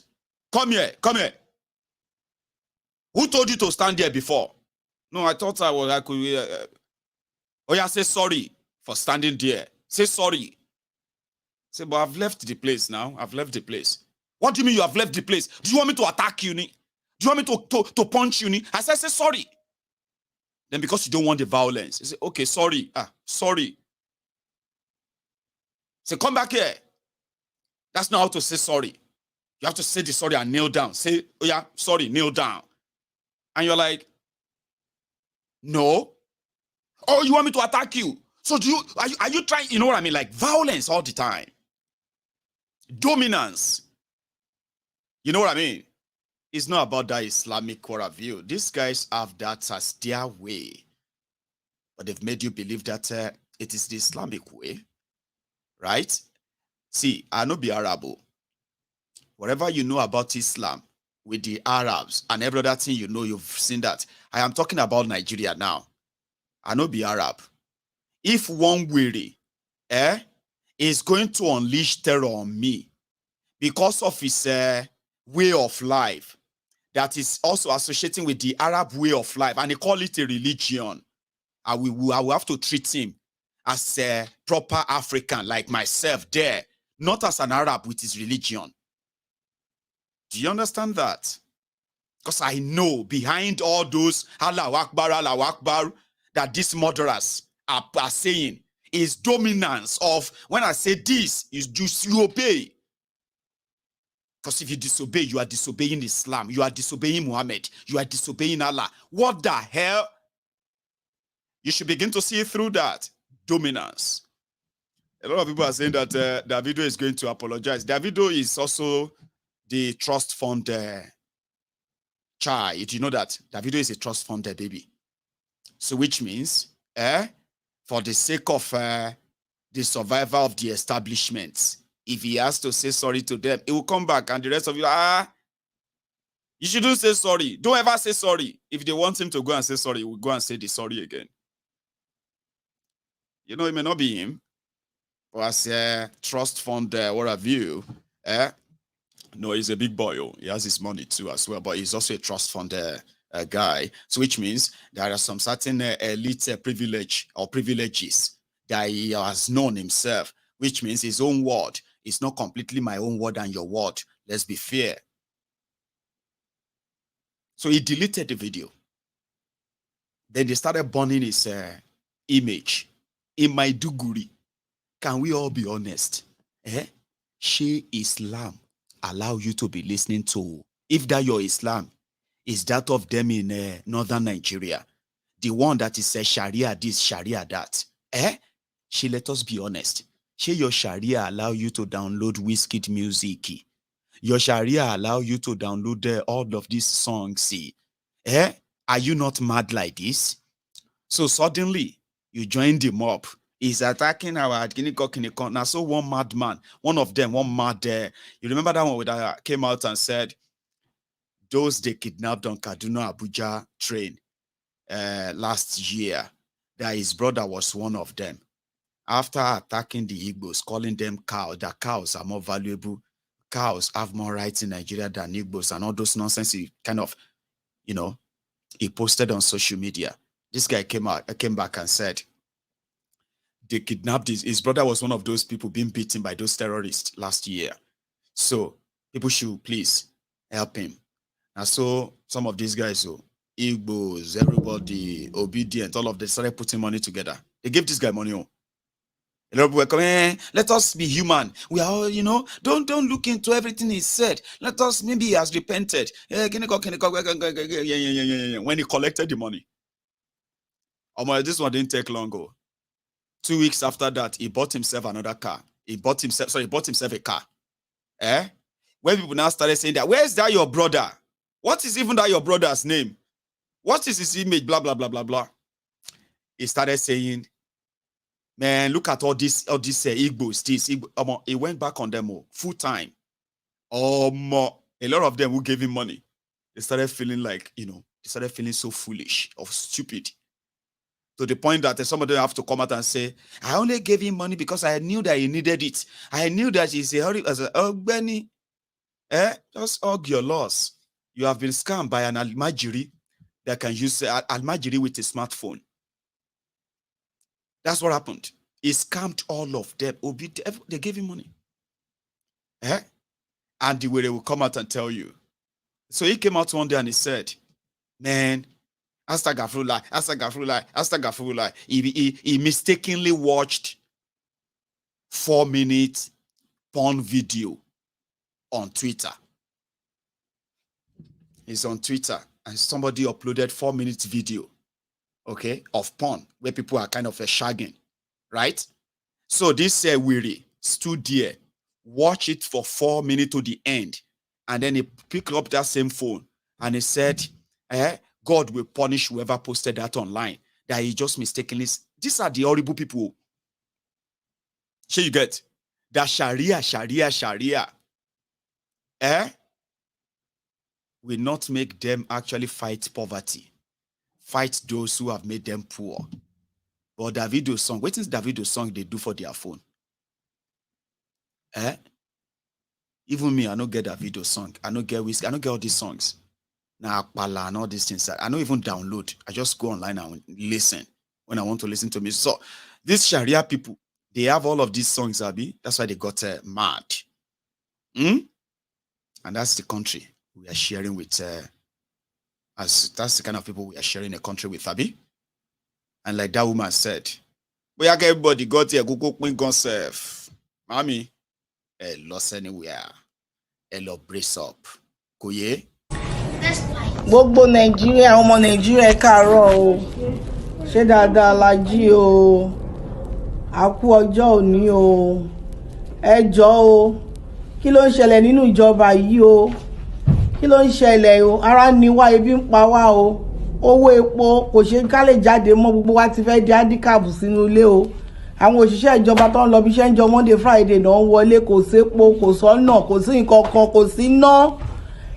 Wọ́n dẹ̀ níjọba yìí máa tù wá lára. Ẹjọ́ ara tí ń ni wá, ṣáfẹ́ máa jà àwọn ọmọ wa ni àbá fẹ́ máa jára wa ni. Kí ló ń ṣẹlẹ̀?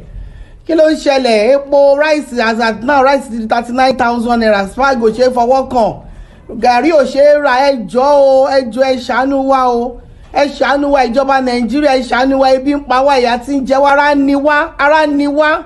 Ara ni wá, tó bá lè ju ẹ pín wa, kó lóra kú máa bá tiẹ̀ lọ, ẹ pín wa. Gbogbo. Ó ti dójú ẹ̀ sẹ́yìn. Ó ti dójú ẹ̀ sẹ́yìn. Ó ti dójú. What shall I say unto the Lord? Yes, Lord. All I have to say, Thank you, Lord. What shall I say? Thank you, Lord.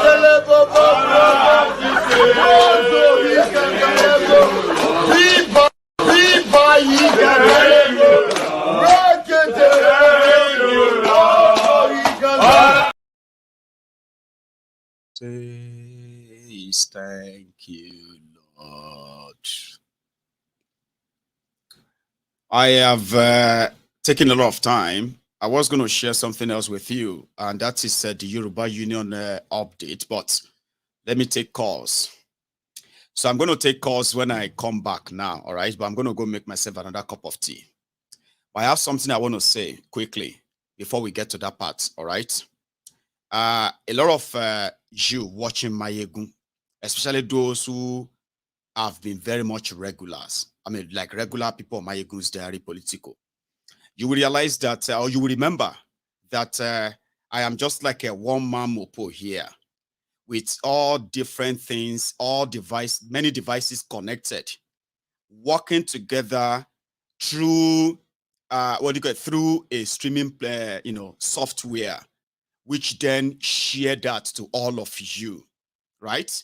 So whatever the output is, most of them, I just have to kind of see how to at least make it watchable for all of us, so that it's not so rancorous and rowdy on Mayegun's Diary Political.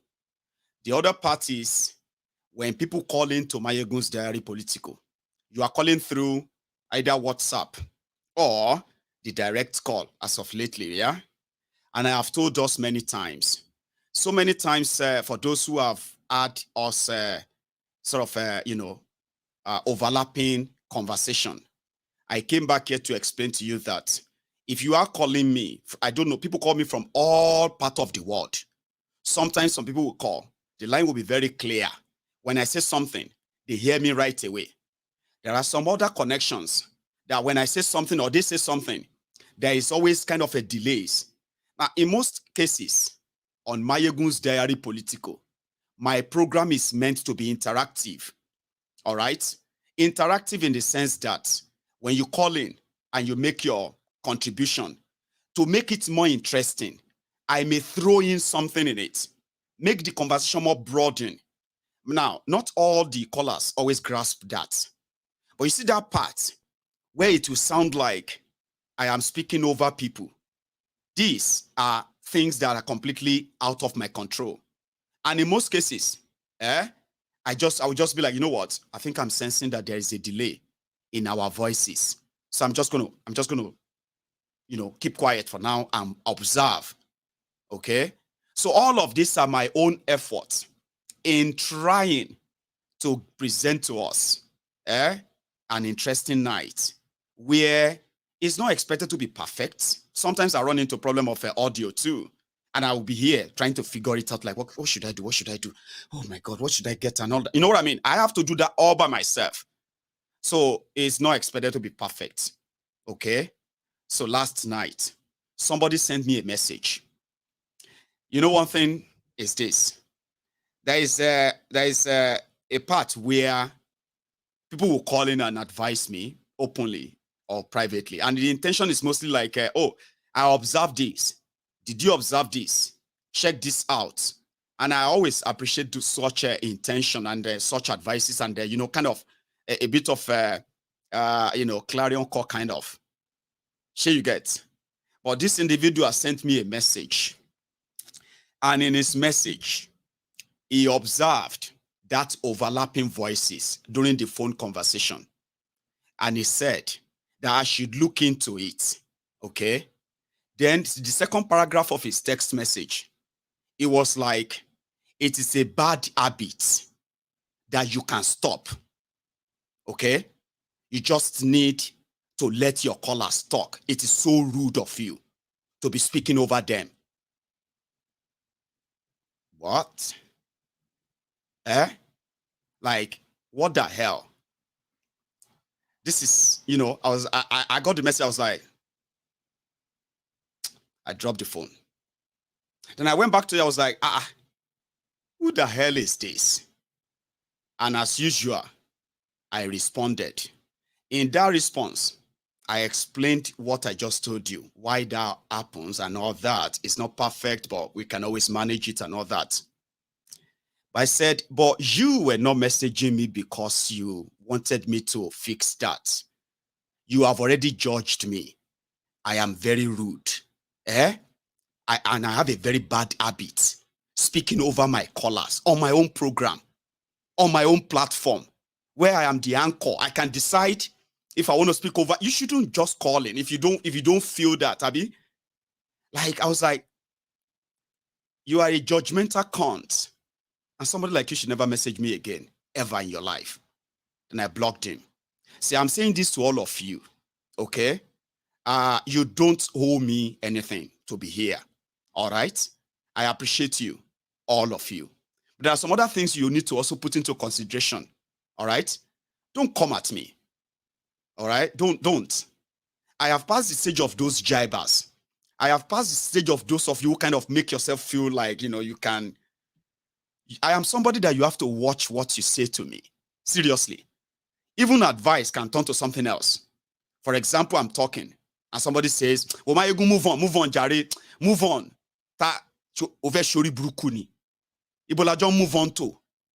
So you see, so when you want to say something to me, or you just keep it to yourself completely, or don't even say it at all. Like, I have a bad habit. I'm very rude. No. So I shall give unto him, Sha. I say, I'll tell you now. so that maybe our, or our year hour, so that we won't have that kind of experience with me. I'm a very, very kind of lovely person. But when I sense any kind of insult, I don't care how much you disguise. I don't care how old you are. My response won't be something that you'll forget anytime soon. So it's better you keep it to yourself, and don't say it at all. Or if you want something to change, remember, you have to show that kind of at least that respect. Don't talk to me and call me names or anything. Who the hell are you? Like, I know that's how I felt when I was looking at that. What the hell are you? What the fuck? Like, what the hell are you? You've already judged me, not trying to help me. Oh, Nikure. You may be watching me. Oh, that's exactly how I felt when I sent you that message. Oh, Nikure. And you will never message me again. If you turn around, use them the other way, you will get the same response. Okay? And thank you. I'll go make some tea. Like I said, respect is reciprocal. Don't message me insulting me and thinking you're advising me. Advice. Don't go anywhere. I'm coming back to take calls on that.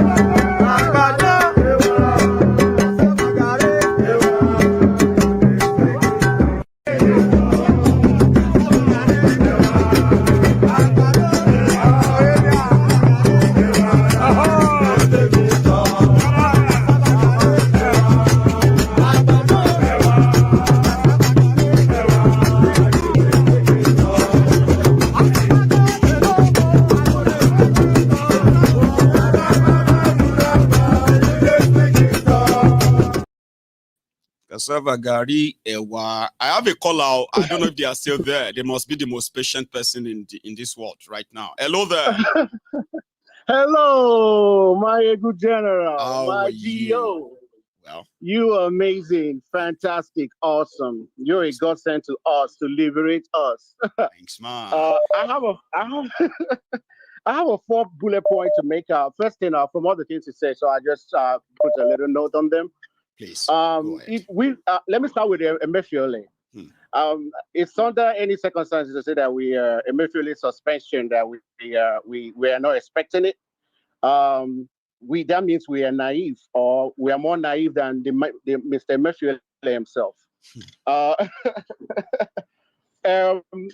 I see is that Emefiole is just a pawn that was just used and thrown away. I look at it application of the principal agent theory of management and in law. This is a wrongful application of the principal agent application theory. We can't be serious if we say that Emefiole on his own had legal, political, and constitutional authority to embark on some of these dumb policies that he's accused of. Yeah, we see Emefiole just a pawn that was used by Buhari to commit all the atrocities. And if you look at some of the impunities that he committed, he's been involved in a forest fraud of 3 billion, also possession of 101 trillion stamp duty fraud. Emefiole allegation compendium. Emefiole used CBN to aid fraud over $200 billion in actual collateral losses to Nigeria. That's right. So my question is, putting into consideration the Emefiole was an employee or an agent of his principal, and also who does not have authority to perpetrate these acts of financial recklessness on his own, ascribed to him. Yeah. Why is he being prosecuted for taking instruction from his Oga? Where was the EFCC and DSS and the presidency when Emefiole allegedly funded the presidential campaign of Buhari, even his own presidential ambition? The answers to this is inevitably points fingers at Buhari. It is therefore the position that the individual to hold responsible for the flagrant act of impunity ascribed to former CBN governor in the outgone administration of Buhari. And if we're going to be naive too, let me just round up the Emefiole issue. We're going to be naive thinking that the new president, Bola Tinubu, will hold Buhari, because Buhari already have threatened that nobody should call him, nobody should contact him, nobody should ask him any question. But he forgot that even the biggest economy in the world, the US, I mean, they indicted Donald Trump for holding some papers in some papers in his house. They indicted him for the Capitol, the January Capitol 2021, 2020 Capitol Hill invasion of the Capitol Hill. Invasion of the He was indicted for that too. And we're even going too far. Let's take it back to South Africa, called Zuma. That's right. He was jailed too. He was indicted and he was jailed. So Buhari is not above the law. But I don't think that what's his name? Will do. He doesn't have the political will to fight corruption, except if people are just deceiving themselves. Yeah, one thing is that they're in the same party, and Tinubu too have some legitimacy issues hanging on his throat and his neck, and he got so many corruption and all those stuff, rigging and all those stuff hanging. So I don't think he will actually try to touch the tiger still, and that will be that. Let me talk about Asari for real quick. Asari forming all those gangs, it means that Nigeria is a banana republic, because all those groups is forming. I remember the days of OPC or the Bakassi group in the East. They kill, they can rape, they can do anything. They are not government agencies. They cannot be sued or be sued. So it's illegal for any government to support, even for Asari to say that he support that Tinubu does, that he's fighting for Tinubu. That is an illegal army that cannot be sued or be sued. No government, no country in a civilized world will support such kind of a thing.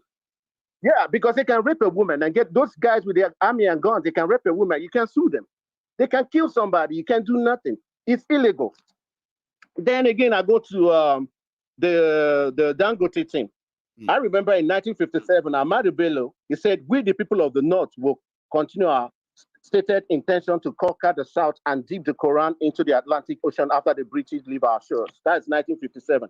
And guess who the high road leading to the Atlantic Ocean is named after? Sir Ahmadu Bello Way. That's in Lagos. That's so the way now to the ocean. They dipped it already. So they have their mission. And that's why they're building that refinery for their son right there in Lagos.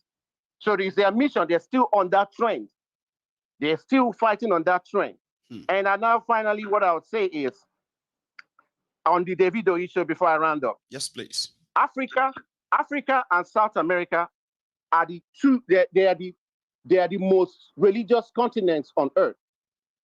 And both of them are the two poorest continents on earth. And what they have in common is religion.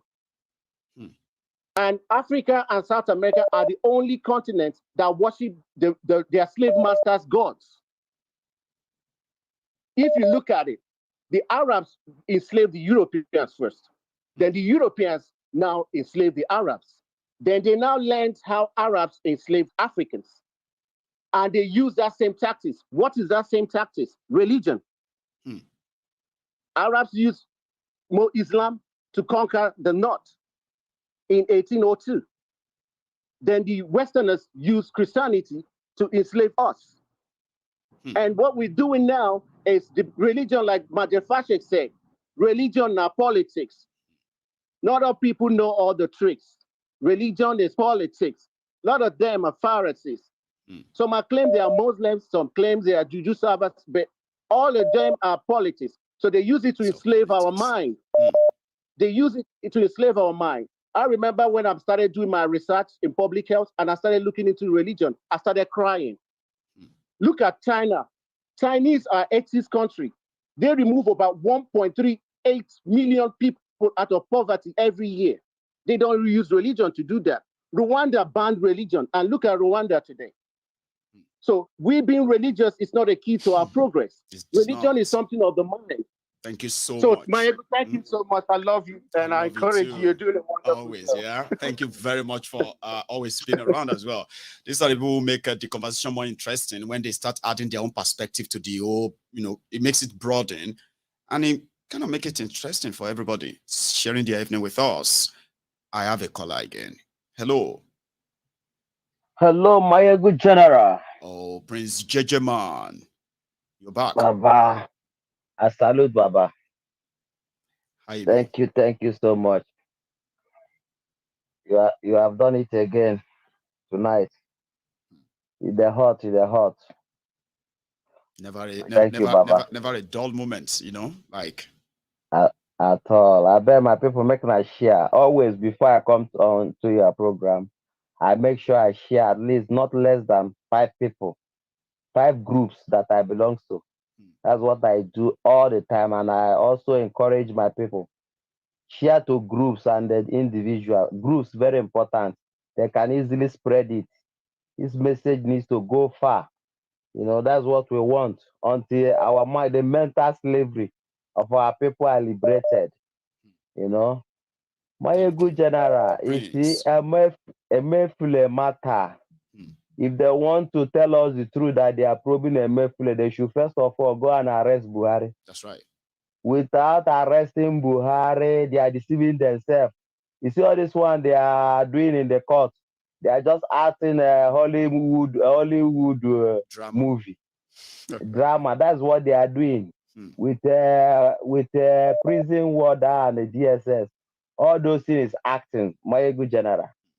All right. It's a script that they are acting there to show Nigerians that this matter hard though, this matter serious so. You understand? If you try corruption, we'll kill you. All these things. If they want to probe anybody, let them first of all go and bring that impostor that they imposed on Nigeria for many years. That's the reason why they have to bring in a drug lord to cover up all the atrocities that they've committed through their nepotism. My good general, you remember the drugs in Ikorodu? That's right. The biggest drug bust. Yes, in Africa or in the world. That is where they used to hold the blockers of Koolu to sign. Even Ruga, he have signed Ruga. He have signed Ruga to them. You see that refinery in Lagos? That refinery you see is Afonja. He sold Lagos and Southwest to them. The Yorubas should wake up. Yorubas who are called Yorubas, not these ones that are from Guinea and Sierra Leone. Yorubas from Guinea, or the Guineans who speak Yoruba. I'm telling you, Mayegu, Yorubas, real Yorubas should wake up, that have real culture, that have integrity. They should just wake up and start to campaign against this evil that is in the land that they've already They are turning into tradition. My good general. I deal with you. That is one. Then two, we see Asari Dokubo. You know, he came back from Hajj. You know, I don't know if where he went to Hajj, where they told him is to go and be committing Togre and area boy and Agboro in Nigeria. One thing I'm looking at what he's doing. I'm just looking at him. I said, this guy is a local champion. You know, if he's in a civilized world where that he is, he can't try this nonsense. If he's in a society like America, where everybody have their own gun, will he threaten anybody like this? He don't dare it. Before he finished talking, in Bele, they go tear and shit, go mess up everywhere. Yeah. You understand? And Mayego, let me tell you, the way he's going, because the frustration, it don't reach throat. The goat that they are pushed to the wall now, Nigerian people, their goat will have teeth and bite like dog. You know, the whole Nigeria, if everybody have their gun, 200 million Nigeria have their own gun. Will Asari and his group that is not up to 2,000, the people that he managed to convince due to hunger, people that are following him because there's no job, you know, so he can recruit criminal easily, you know. Yes, because there's no job in Nigeria. Anywhere you can see money, easy money, yahoo, yahoo, anything goes. And you understand? That's just Nigerian for you, you know. So if everybody in Nigeria have gone, and it will get to that stage, that everybody will have gone, because self-defense is your right. As the Nigeria have no government, everybody will defend themselves, you know, and you can't defend yourself in Nigeria with a stick and knife, with somebody that is carrying AK-47 coming to you. So everybody will get their own to defend themselves. That's how it's going to be, you know. Then if 200 million people carry their own iron, make him carry him boys come out. You know, they can't do Aswani. Most know where the own Aswani market is. I think it's Asawana. Aswani, all together. Thank you, my good general. God bless you, Jare. Thank you so much, Mr. Man. You have a good one. Respect. Let's see if I got this. Hello there. Okay. Maybe I didn't. Another problem with when we have calls from Nigeria is the network issue. Okay. And usually that's where the problem lies. Sometimes I will have to you know, where you have to see us speak over ourselves, right?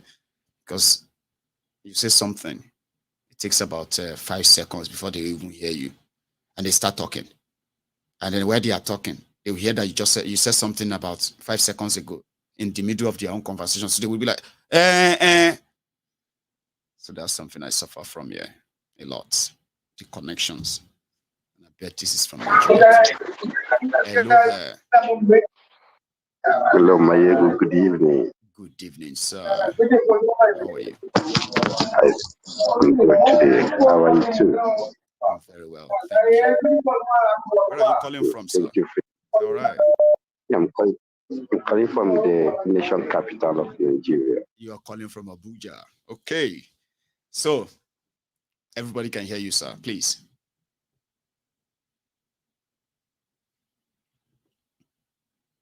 The network.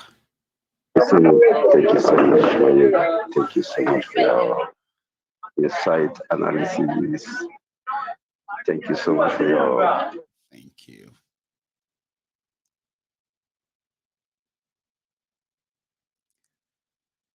I know it can really be annoying. Can you hear me? It's just going to be like back, forth, and all that. The networks can be very annoying. See that? Oh, thank you so much for your information you gave us. But I just want to make some clarification, please. Godwin Emefiole, I'm not whoever is passing to him, he deserves to do so. But I don't know why they were using him as a soundboard. What about the boss, Imam, that put him in charge for 8 years? See Boston. Where is his boss that ordered him or approved all of what he did? They're not going to mention him.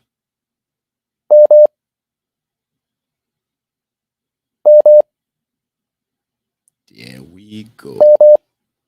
I am so sorry, my Abuja caller. The network is not being nice to us, we have to say. So I'm going to get this. This seems like another number from Nigeria. Except not. Hello. Sir. Good evening.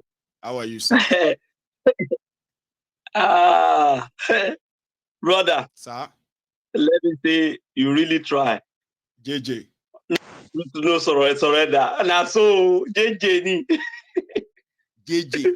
Hey, oh, they never catch you. I'm just on and off now, going and coming. Are you sure you are not in their detention right now? What's in Nigeria? You know, JJ. You know, say I get some things where I don't be just overlook for there, so I got to I'm just like, you know. I got to brother. Yeah. You know, all these things you have been saying, it's like you don't know what is going on. We just need to pray for Koolu to make it last 6 months. The way things are going, don't you know that half of the people will put her there know they happy with her? Now the truth I tell you, but I know we'll talk too much. You see that Asari man, like President James, they said. You remember I've been telling you this guy, they bought his information last time, the long time, that guy hand. He get not be only Koolu they feed that guy. The guy na correct betray. When you say traitor, Asari, na anybody will pay, he go follow. Now so we don't enter one chance. I just dey pray make katakata burst. Once katakata burst, make everybody stay. Waka. Many things dey on ground, but no, it's not meant for public consumption. Anyway, brother, you really try. Just stay safe over there. I don't get connection for DSS, so you know what I mean? Like no. Let's keep it that way. We'll leave it at that. Yes. But I just want to let me go extra. Let me go somewhere else again. JJ would like us to just leave it like that. Hello, can you hear me? No, they can't. I lost that. So I have another caller. You believe? Hello there. Hello. I can't believe I go through. You just did. How are you, sir? Wait. Oh man, bro, I've been calling for the past 3 weeks, man. Like, just put my phone ring and die. So sorry. Still, I can't make it through. So I'm super excited. I'm sorry right now. But finally, you did. There's always that first time, and you are welcome. Please. No, I'm a member of the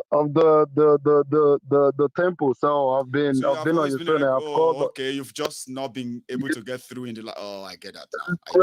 Like, what is? I was like, what is happening to the line? Is Mahmudu is the one controlling the line, the APC. I do. We block some of you out and allow others in. Like, you know. No, I don't have that technology yet. I wish I do. So I can just find something. I know. Like, no, don't call me. Yeah, no, don't call me. You know. Oh man, sometimes man, you feel frustrated, and the show is so exciting. It's like, hey, can I just say one thing? How is these people going through, man? I mean, hey, your show, bros, man, your show is just something else. I can stay and watch your show for like 3 hours without not even like try to blink away. I know. 3 hours is still listening. I get everybody kind of. I managed to get everyone glued, except if something is so like they are so busy that they have to avoid it, and that's some good quality there.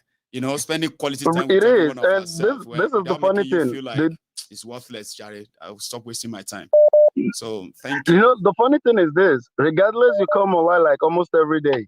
Yes. Right? It's always like this is a brand new show, like something new. Like I'm watching it for the first time. That is how it seems like. And whenever you don't come online, everybody have that my good type of sickness. What is wrong? Why is it not online today? As Nigeria started turning around type of vibe. I know. You know? I know. So thank you very much. Yes, anyway. but I'm calling from California. Yeah, go on, Baba, please. I'm calling from California. This is Chris. Chris from California. Say that again. This is Chris. Grace. From Cali. From California. Cali. Yes. Right. Yes. I think that sounds familiar now, kind of. But continue talking. Yes. I'll get there. So yeah. So when you see because I was watching the whole program, when you said Chege will start walking, man, I was dying of laughter. I said, by that time, it's not me. They say na baby walk they are still facing right now, and after baby walk, Baba, the Chege will start walking and running. So, because automatically, Shomole said the truth. He said, we didn't promise you guys anything. No, so they have nothing you guys is going to hold Tinubu against, because he never promised anything. No. So he will go to campaign, sing and dance. Then he will say, okay, I'm leaving. Then they pay Mahmoud. Then that's it. So now everybody's complaining. What do you expect? You understand? And another thing, what APC is trying to do is so easy to see what APC is trying to turn Nigeria to China. But the problem is they are not doing anything. Because, China have two parties. People always see when they come, it's always one party, the CCP, right? But China have the opposite party. But the CCP is the one controlling China, while the other one is made by CCP. That's why when they were running their campaign, they try to make it about them a PDP. Because they're not too well. Nobody is voting for PDP. Because PDP is not like a wounded lion. Everybody say, a lion be that, but you still see children who go there and play. They will slap themselves. Then they can't do anything. You understand? Like Pepper Tiger. If he just no if he bite. God. Yeah, PDP, yes. Yeah, PDP. Because the entire campaign, they will say PDP is me, APC and PDP. Why? Because they'll say, Atiku have been running for how many years? You understand? So that is not even a threat, because they know the threat was the obedient. You understand? But they don't want to give them that platform and that highlight. You understand? To make people believe in them. That's why they even put obited. Like, even say, okay, let's go for it only. It will be between me and Atiku. They know what they were doing. But obviously, Nigerians have woken up and they didn't like the fact that the youth woke up. Now they bring this student law of a thing. Because they understand the more dummy and the Nigerians become, the more the criminals can be in power. That's right. Because like now, the subsidy have gone up 100%, everything Nigeria 100%, right? So if you can't afford to take your children to school fees, how can they be informed? They can be informed now. They will just look one, like we Nigerians, we like praising people with money. They'll say, that Baba. Oh, but if you see in house, if you see in Benz, you understand? Like person like that come to run for any political position, they'll say, you don't need our money anymore. It's already rich. Just give it. The way some people was talking about Tinubu don't need Nigerians' money. Even the wife said it. Because that is the mentality they've been giving us over the years. Now the school fees. Yes, because the school fees is not high. Even the school they go. Remember, imagine how you go to school. When you graduated from school, you don't have job, nothing. And even the electricity, we don't have it. Majority of the people that is highly educated, someone here that live in Western world, that don't even have the qualification they have, they will still school these people. Because why? We are exposed to a lot of information that they don't even have access to. You understand? I do with you. So now that is the thing that is going on. Now let's look at this. When I was talking about the CC, Tinubu, once Tinubu finish now, it will bring another person that is worse than him. Though people will start saying, we miss Tinubu. If it's Tinubu now, things was okay. We know say we suffer, but it suffer not the way everybody is talking about Buhari now. Some people say they miss Buhari. Now, anytime they post hardship in Nigeria, people will type, this hardship will favor me and my family. You understand? It's just crazy. And the funniest thing is this. People that is calling from Nigeria, they now have a new formula of begging. People that is calling from Nigeria. Bros, I have 3 different people on my phone. 3 with same thing. Why 2 with different thing? They will call. They will say, oh, my mom is dead. Or my dad is dead. Right? You will never see flyer. You say, your papa died, your mama died, bro, sorry. And they'll start giving you complaint for you to feel bad for them, right? Then, now they will ask you for money. You say, but guy, I'm never ready for burial and I fly and nothing ever come. They will tell you everything Nigeria is so they just want to do a coded burial. Have you ever heard about coded burial before? Doing burial high. I say, my brother, bros, Another one that hit me up yesterday is getting married, right? I said, okay, guy, no wahala. When time reach, I'll see what I'll do, right? Can you imagine? From this guy tested me 2 weeks and he come back yesterday to make it look like it's real. The thing is real. Common flyer I never see, even in girlfriend or wife to be, I've never seen. I said, but guy, where your wife? Where the flyer? Where he said, guy, where the invitation? Where the IV? Where the thing go show say, now here you won't do now, so person you won't marry. Where all these things? Now you they ask?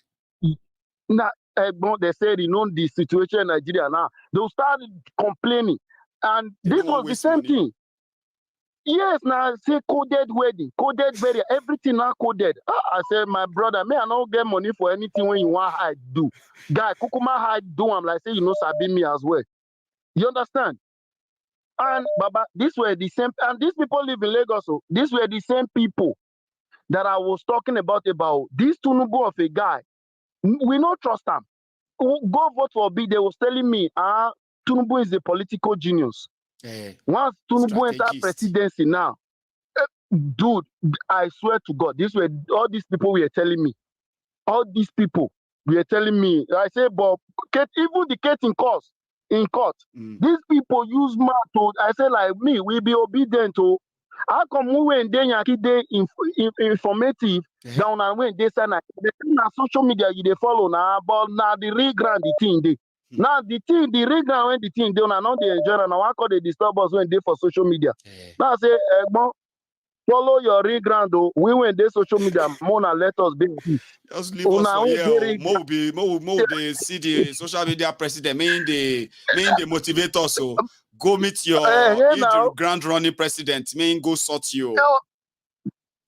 They tell you now, bye-bye. The way me, I don't go like my own prayer. Yeah, what? Tell us. May even court just surprise us, say Tinubu win. So that those people can enjoy where they go enjoy. Because these people, I'm not feeling bad for them.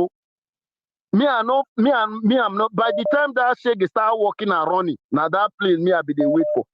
You know go like that too. Man, no lie you. I don't dream about time. Sure you get. See, under Bokohari, say me. I mean they kind of they look everywhere all the time. I don't report about a woman we carrying her own child. Go deposit them for 1 Congo of Gary. Sure you get. Oh man. So when this kind shege come tie rapper or come wear joggers, trainers, come they run after this baby walk. Even you say no go like him. You will see. God give us long life. You go see. But that is true. That is true because me, I'm not going to lie because I have family back home, right? Like you will see, even though you go still feel like say, you go still feel like say, oh more, she will not tell them. But sometimes you go feel like say, oh more, how things come bad like this. Dude, me and honestly, like I don't know any single person. Do you know how bad this is? Like I just dropped my friend off at the airport. He's going to Nigeria. To the point, we still stop by the bank to withdraw at least $100 on the side that we will use to bribe people them at the airport. From the airport.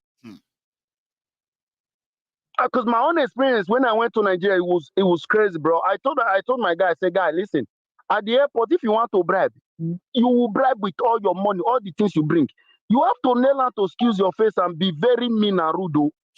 And the same thing you have to do, you have to try to change this your accent to and be American. I was like, that is the way me personally was able to pass through these people. Like say, see, tell your friend again, if you never fly, tell her, say, when he can land, enter town, if then greet them, they hail and say, Baba, Shaman, Igwe, Ozizika Kuwan. Me instead they repeat them, they call the shake body with us. Hey, they hear you too. If they call them king, me call them king of kings. If they call them Shaman, me call them president. I tell him, say, even transport fare alone will take all his money. So if you want to go there, go do Father Christmas. My guy, don't call my phone. I'll let you know. Don't call they tell me, say, guy, after 1 week, your money don't finish. No try him. No, the situation there is really terrible. It's really, really terrible. Bless. All right, boss. Thanks so much. It's such a pleasure, right? Speaking to you tonight. Thank you. Thanks, boss. All right, thank you. You should have a good one, Baba. Nice one, So, Baba, if you go Nigeria or you are in Nigeria, I know to get. If not, you go work out with money. You go back home empty-handed. Your brokenness, the way you go broke in no time, it go surprise you too. So if you there, say you, Chairman, my Chairman, call back. I say my president, my general president. If they call you president, call them, my world president. If you go to do Chairman, come back here and testify. Hello there. Yeah, Maigo, good evening. Good evening, sir. How are you? This is Olatokunbo speaking. Talks. You back? Yeah, it's been a long time. Well, I was in Nigeria for I was in Nigeria 3.5 weeks ago, and it was amazing. First and foremost, I might deviate from what you're talking about today. Please. And Quickly. I actually went to Princess to Ishara and Modogbolu. And my heart bleeds.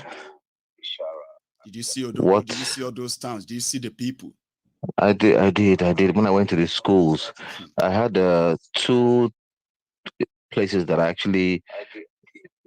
thought I was a hard person, but this brought me to tears. And a lot of people that are on your program today, when they do go home, they might need to go and see Princess and go around these schools and see what exactly it's like. Because when you see it on the screen and what you bring to them, that's just like a drop in the ocean of what is actually on ground.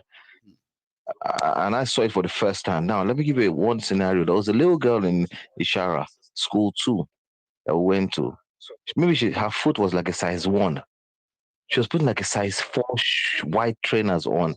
When they saw Bata saying, sorry, I'm Yoruba, sorry. Once they tied the shoe back, and she had to actually walk in a shoe 4 times her size. We gave her a shoe that day. The other lady, there was a lady, I was telling Princess, I said, look, that girl doesn't have any shoes on. So Princess actually mentioned in her speech that, I wanted to need Bata, let's say. And her friend actually stepped back a little bit to cover her friend's shame that she didn't have any shoes on her feet. My God, that thing moved me to tears. When you're in Nigeria, my God, people are suffering. I swear that my brother. I called my daughter. I said, look, I'd love you to see, because I sent her a few videos that I did on myself. I said, I want you to come and see how privileged you are. But someone told me, I said, look, hold on, my brother. This can either be therapeutic or traumatic to your own children. And I'm thinking, if it's traumatic to me, how will my own children handle it? Then we go to Dugbolu, the poor girl hasn't been able to move for a while. When we give her the wheelchair, the mother's prayer was deep. And I just said, look, Princess, let me go back to where I'm coming from. I said, I can't do this anymore. So I want to hail Princess and her team, and Mike, yourself, what you guys are doing. If I don't know you guys do it, but for me, I think I'm a hard man. Man, I know I'm a father, and this touched me deeply. So from my bottom of my heart, I want to say thank you for who you are. Thank you. Princess, thank you for who she is. Thank Princess team, everybody in her team. I can't remember their names now, but you guys are doing a marvelous job. I'm part of this thing. My donations come in where you can't even see my name coming in because I do that discreetly, but I was there. And they were passing through my home. Following your money. It's like putting your money where your mouth is, right? And you saw. Even in the rain, we were there. Children were waiting for us to come. And I saw them. Those pre-looks that they gave you guys on the TV is a tip of the iceberg. People need anybody that goes to Nigeria from Yoruba, from our community here. Let me put it that way. Don't let me say Yoruba, from our community, because we are not only Yorubas here, the Igbos, the Hausas here, from our community of Maigo's Diary Political. Please try and reach out to Princess. And if they're doing their rounds in the Yoruba side, just go down and see. So you now imagine what happens in your own land and in the northern part of Nigeria. Maigo is deplorable. Even the teachers, Maigo is absolutely heartbreaking. I spoke to my father. My father said, look, you know what? It's my Maigo. Talks. Thank you so much. I'm sorry, Mike. I just had to debate from because I've not called on your show for a long time. I've been in the background. After the election, I said, you know what, I just give up and everything. But I've been on your show, keep listening. I'm thinking, So, Tony, why can't people just open their minds and just listen to this chap? This guy is telling you guys exactly what's going to happen. And everything has been, you are like a prophet. Everything you have been saying has been coming to pass. And you have the right set of people working with. I'm not an executive, and I can't be an executive because I'm not that strong enough to be there, because I'll just vex for people. You understand? I'm not that patient person because I was angry. I'm thinking, if I had the money, I could do things for these kids. But I saw what we did. And my those impact in the Shara and Odo Bolu, my ego, that's more than enough for me to say, you know what, I want to go full on with you guys. I will put whatever resource I can give, I will give. If they want to stay places in Ogun State, I know people I can talk to. Okay, low term consuls in my somewhere. I know. Do you understand? Thank you. I've seen what you guys have done. I am happy. My ego, thank you so much. That, and then you know, with the team, like you said, who have been very much on ground. Princess is magnitude to people. Oh, you know what I mean? But I'm glad you experienced it. My God, you know those exercise books you gave the children. Mm-hmm. I brought some back to I brought some 4 exercise books for my children, and they saw it here. And like, that is this what the kids are clamoring for? I said yes. But then we got all these things free. I'm saying no, don't do that. People are actually dying to have this. A teacher came to us from Peru and begged us to come from Shara to Peru. Say, please come and give us some books. This is what we need in our school because the government is not supporting us. And we did that on our own. We give them books and they were praying. Everybody was praying. Churches were praying. I'm like, for real, is it this bad? Do you get me? Well, another day, because I think I was calling the other number. I just saw it on the screen and that it's a 077 number. The phone just died on its own. I've been calling the other number. That's how I should have called earlier on. But I'm the hold on a second. I don't actually recognize the number too. Like, you know. Yeah. All right. Thanks so much. Thank you for this experience. Hello, hello there. Yeah. All right. Hello, Mayego. Yeah, can you hear me? Is that Ken? No, it's not Ken. I'm from Tony. Okay. How are you? Yes. I'm okay. Beautiful. I'm okay. But really, it's not easy. I'm a first-time caller. You are a first-time caller. You just grabbed that Ken voice so perfectly that I could pass you for Ken. Right. So, what's your name, sir? My name is Anthony. Anthony. Thank you so much for joining me. Please. Yes. Really, it's not easy. You know, when I saw today's video, I was something else. What shit is happening in this whole country called Nigeria? Tell me about it. But really, let me tell you. Yes, sir. Before I came to US, if you see the kind of military formative Tinubu's government, you can't believe it. We have Kai, we have Lasma, we have all kind of military formative. Sometimes when I ask myself, is this project that has impunities over everything, do not obey the court rules, court orders, and rest of them? They don't. I ask myself, what kind of nation are we building? Honestly. What kind of nation are we building? A nation that the presidency does not have. Look at a kind of scenario that happened here. It has held the whole world. I've seen it. And everybody was, what kind of thing is this? Where there's no rule of law. It's really disheartening. I've been calling this your program. I've been watching it for over a year and a half. Every day I keep on calling. Sometimes it makes me to even not to put myself. I say, what kind of nation is it? But that apart, but I ask myself, what kind of nation is this? What kind of nation are we building? It is so kind of draining. That's the word. Like, it drains you so much that you ask so many questions without getting an answer, and they just keep coming back again, like repeating themselves again and again. It's exhausting, Anthony. Firstly, I have to thank your wife, because every day you make out a program that sometimes I ask myself, do you have time for yourself?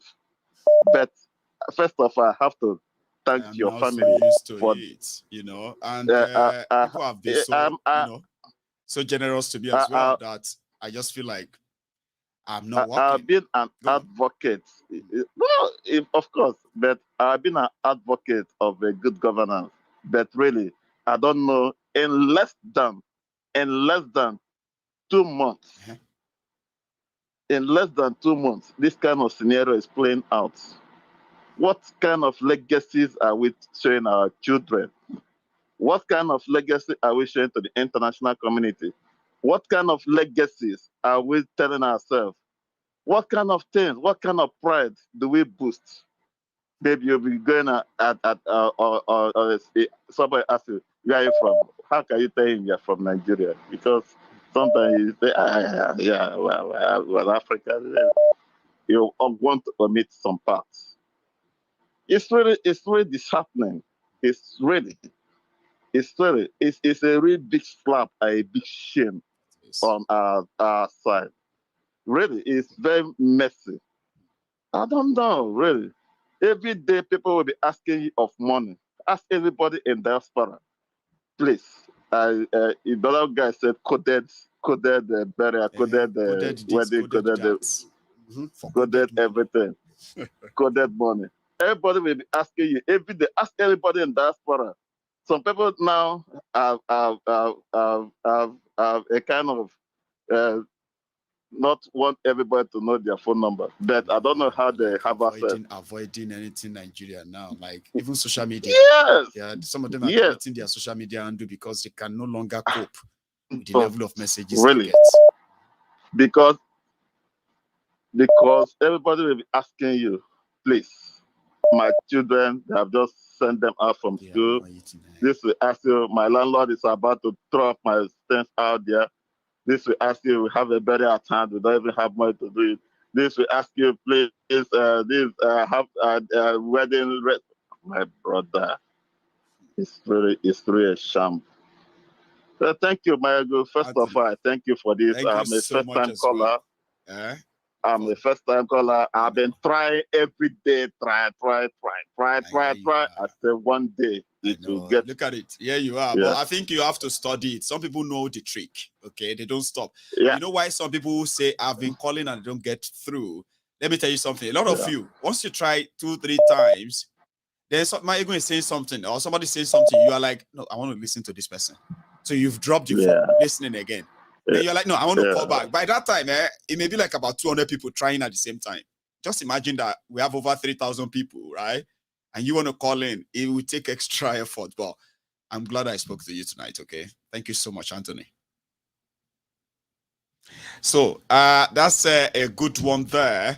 And at this point, I am thinking, should we call it a night? Hang on. So Anthony's line got frozen. Well, I think he's already said most of what he wanted to say to us. So let's take this. Hello there. Hello, my good. Hello, sir. How are you? Oh my God, today I'm like I'm in heaven, man. Oh no, don't start. I mean, you're alive with me, of course, and I'm kind of like buzzing. I can imagine. I mean, this is gonna be good. How are you, sir? My ego, I'm very, very fine. I'm very fine, man. You're wonderful, seriously. My first time calling. I can tell. Like your name, sorry. My name is Emeka, my ego, Emeka. Emeka. Yeah. My ego, you know what? Tell me. My first time listening to you, I was like, what this man is talking about? Why is this man always just abusing Nigeria? Why is this man always talking like this? You know, when I continue listening to you, my ego, seriously, I know that nobody's like, you make me change your life, the kind of country that we are living. I swear, before I travel to UK, I swear. Hi, man. When I come to this country, I understand all you have been saying in your program always. You get I'm telling you all the rage. I'm like say waiting then get for when I was in Nigeria watching YouTube, I was like, what is so special about this place? But the only special thing is that a human being they run this place. You know, the first time I just stepped my leg in UK, my God was like, honestly speaking, this man was saying a lot of things that I need to realize that Nigeria is a hair, man. It's a hair. My good, You know what happened? Tell us.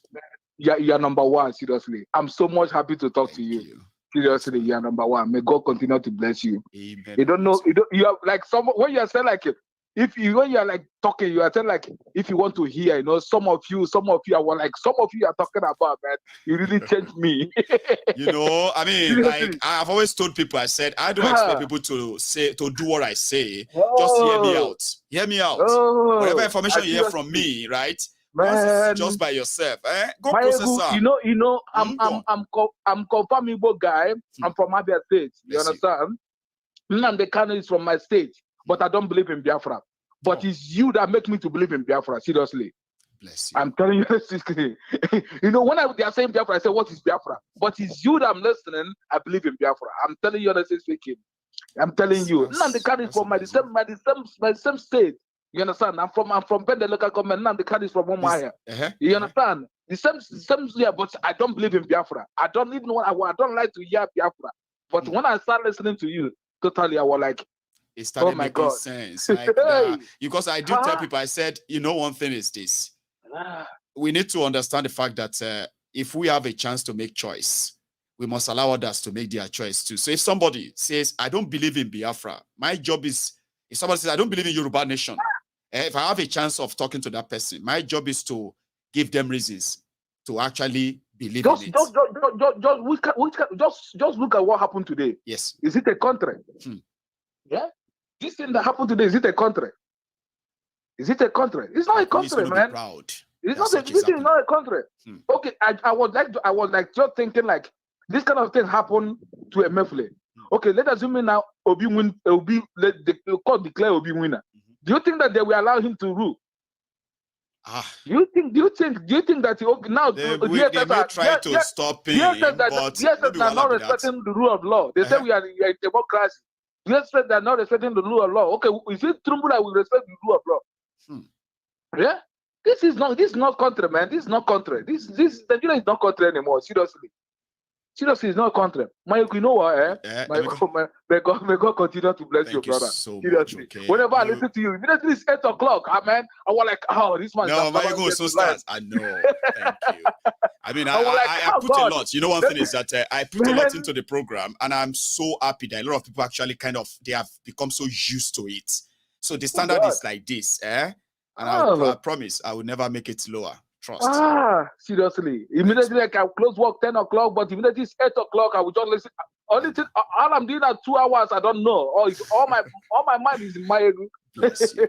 And that's the good thing about it as well. If I can have your mind and all of that for that moment, when you watch somebody for hours, an hour, 2 hours, and you are the type that hardly sits down to kind of listen to something like this, that means I'm doing something very good and right. If you see the caliber of people that are actually spending hours, you sit down there, 2 hours, 3 hours, and you are even so willing that until the mama call, like everybody wants to, you know what I mean? So that's something good. It's like a standard, and we need to maintain it. You have no idea what that is like. It's like a pressure. I'm used to it too. Where I can curate all my entire broadcast. All I'm going to need for that broadcast, I can create them within a space of maybe 4 or 5 hours. Here you get. And that doesn't mean that it's going to be like a stagnant 4 or 5 hours. So it's going to be like hours. I mean, doing this even when I'm doing other things. I'm picking news here, I'm picking there. I've got this here and there. I'm putting them together. How do I make it so? How do I present it? That it's not going to sound so directionless. And your 2 hours or 3 hours with me will be actually worth it. So every time people talk back and say, well, every time your program seems new and all that, well, I put a lot into it, and I'm glad you love it. It is political conversation. And if I was a billionaire or something someone who is so rich, I will buy like 1 million digital cameras, 2 million pieces of drones, and I will unleash them on Nigeria, plug them everywhere, and I will give you free view. Nigeria Flix, not Netflix, Nigeria Flix, and everything about Nigeria every day. For the rest of your lives, I can stream all of that to everybody if I was a billionaire. So yeah, I'm so good at that. And when people like it, so I'm always kind of compelled to do more. So thank you, all of you. You always want to remind me, Mayegun, you are doing so well. Well done. Remember, I get temper too. Sure you get. Where somebody says something and I'm somebody who is not like, oh, I don't want to say that so that I don't want to offend people who like my ego. I want to be like that gentle, lovely. Oh, my ego, I love your smile. My smile is very good, right? And it is so real. That's how I am, right?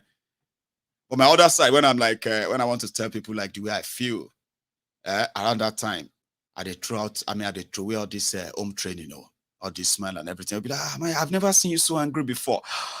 Congratulations, now you have. So I don't be that kind, always like smiley. So, but I appreciate all of that, and thank you. I'll take another. Hello there. Hello. Hello, sir. Good evening, Mr. Mayegun. Good evening to you, too. This is Dangada on the line. I knew it. So you always come with your different star, and it's good to have you again. So we should be ready for another bombastic 4-5 minutes, aren't we? You know for anyway, sure. You have it, Papa. You know for sure. On the beat. Mayegun, I will say this based on the message you complained of. The problem we Nigerians have. Every Nigerian believe that they know it all, and they want you to, abide to their own opinion. They want you to follow that their idea. That is why you see a Nigerian, when you are telling him that Tinubu government will not do well, he will say, I know, but Tinubu is already a millionaire. He can't steal from us, but let's just try him. He's trying to force his own opinion on you. When there is but in that discussion, he's already trying to force his own opinion on you. Yes, I know he's a criminal, but let's try him because he has already stolen enough. That kind of thing. Tell you they are all the same, but Tinubu has money. He doesn't need money again. They are all the same. Let's try. I get it. I'm a very tempered person too, but your program, Nnamdi Kanu program, and your program taught me to listen more and speak less, because when you start listening to people's different opinion on issue that you believe that you know much more about, and you see them saying things that let me just use this word, let me not say that I know, like you think you know, and another person is saying that he knows this thing in a different way, and you will start seeing yourself like, is this not the same thing that I think that I know? It made me to start listening more and to learn more, you understand? So what coming they to say, Don Gada, they said that the people who are going to really change our world in everything are people who are ready to unlearn what they have learned. Do you get that now? Exactly. There are things that we were told while we were growing up, or information, updates, all these things continue to update us on our own, knows and knowings and all that. But for those who have clung on to the old beliefs and they don't want to leave that, and they, you know what I mean? It's difficult. But for those who are going to really change the world, there must be those who are ready to listen to others and unlearn and relearn. Go on, Tonkada. Mayogun, let me come to the issue at hand. If you are a farmer and you have a plantain plantation, we always secure your plantain for it not to fall into another person's fence, because you risk losing it if it falls into another person's fence. You know why I said this? Southerners, they know the risk of what is happening in Nigeria, the machineries they are creating here and there. You understand? Let me start with Northerners. The things that has been happening in Nigeria, the killings, the kidnapping, and all those things, molestation, raping, marrying off of kids, and all that. You can never see an average Northerner come out to condemn it. Reason being that they all supported it. They are all supporting it. If you want to say, let me say 97% of them are supporting it. And I will start with, if you think they are not supporting it, how many times have you seen a governor, a local government chairman, a senator, a minister, any of them coming out to condemn what is happening in Southern Kaduna. Must still be people from Southern Kaduna that will condemn it. They would rather, Even they from would the rather Kaduna. condemn those who condemn what is going on in Southern Kaduna. Thank you. Even from Kaduna, you will not see people condemning it, apart from the Christians who are the victims. You understand? The reason why I say this is that, you know, there will be a time, and it will not be a very long time from now, when the Northerners we will be the one to mount whoever they want as a president. I know it's happening already, but when I said this, I meant it in this way. There will be a time. They have mercenaries around Nigeria already. They have Boko Haram, Al Qaeda, ISIS, Al-Qaeda, Shaddai, and whatever. You know what they said, Dongada? They said that in 8 years of Buhari, over 50 armed groups surfaced, and they are still operating in Nigeria right now. Armed groups. Of course. You know, we are still calling the ones in the southeast Fulani herdsmen. They are not Fulani herdsmen. The one that is in southeast, southwest, they are not Fulani herdsmen. No. These people, most of them don't have cows. I will tell you what happened in Enugu last month. Tell us. They kidnapped a son of my in-law in a community called Koolu in Eziago local government. They demanded for 50 million, and the family is very poor. They could not afford such an amount. They held that guy and transferred all the money in his account until 2 weeks after they finished transferring the money. At the same time, they held one of my friend's wife's sister, and they collected 5 million and emptied his account. The same time, the same week, the same period. This thing happened last month. You understand? Now, I want to ask this question. Does it mean that those securities operators in Southeast and Southwest, that the name we registered, the calls they make to demand this ransom, that they cannot track them? They can track them, Mayegun. They can. But what is happening is this, you know. I remember in 90s and in early 2000s, when if they kill one of a Southeasterner in North, the Easterners will start killing the Northerners in the East. I remember those days. But now they have used our own people who are in government, governors and senators, to weaken us, that things like this would be happening and nobody will say anything about it. There's something that happened you know, there is something that happened in one of the local governments in Anambra State. The local government is in my head, but I can't mention it now because I have a lot of things in here. You know, they kidnapped. This thing happened the last 2 weeks. They kidnapped a lady. I think a warrior. They kidnapped a lady for 6 months. These people are Fulanis from Niger. They claim to come from Niger. They were two. They were employed as a securities to protect, to guide one empty house like that.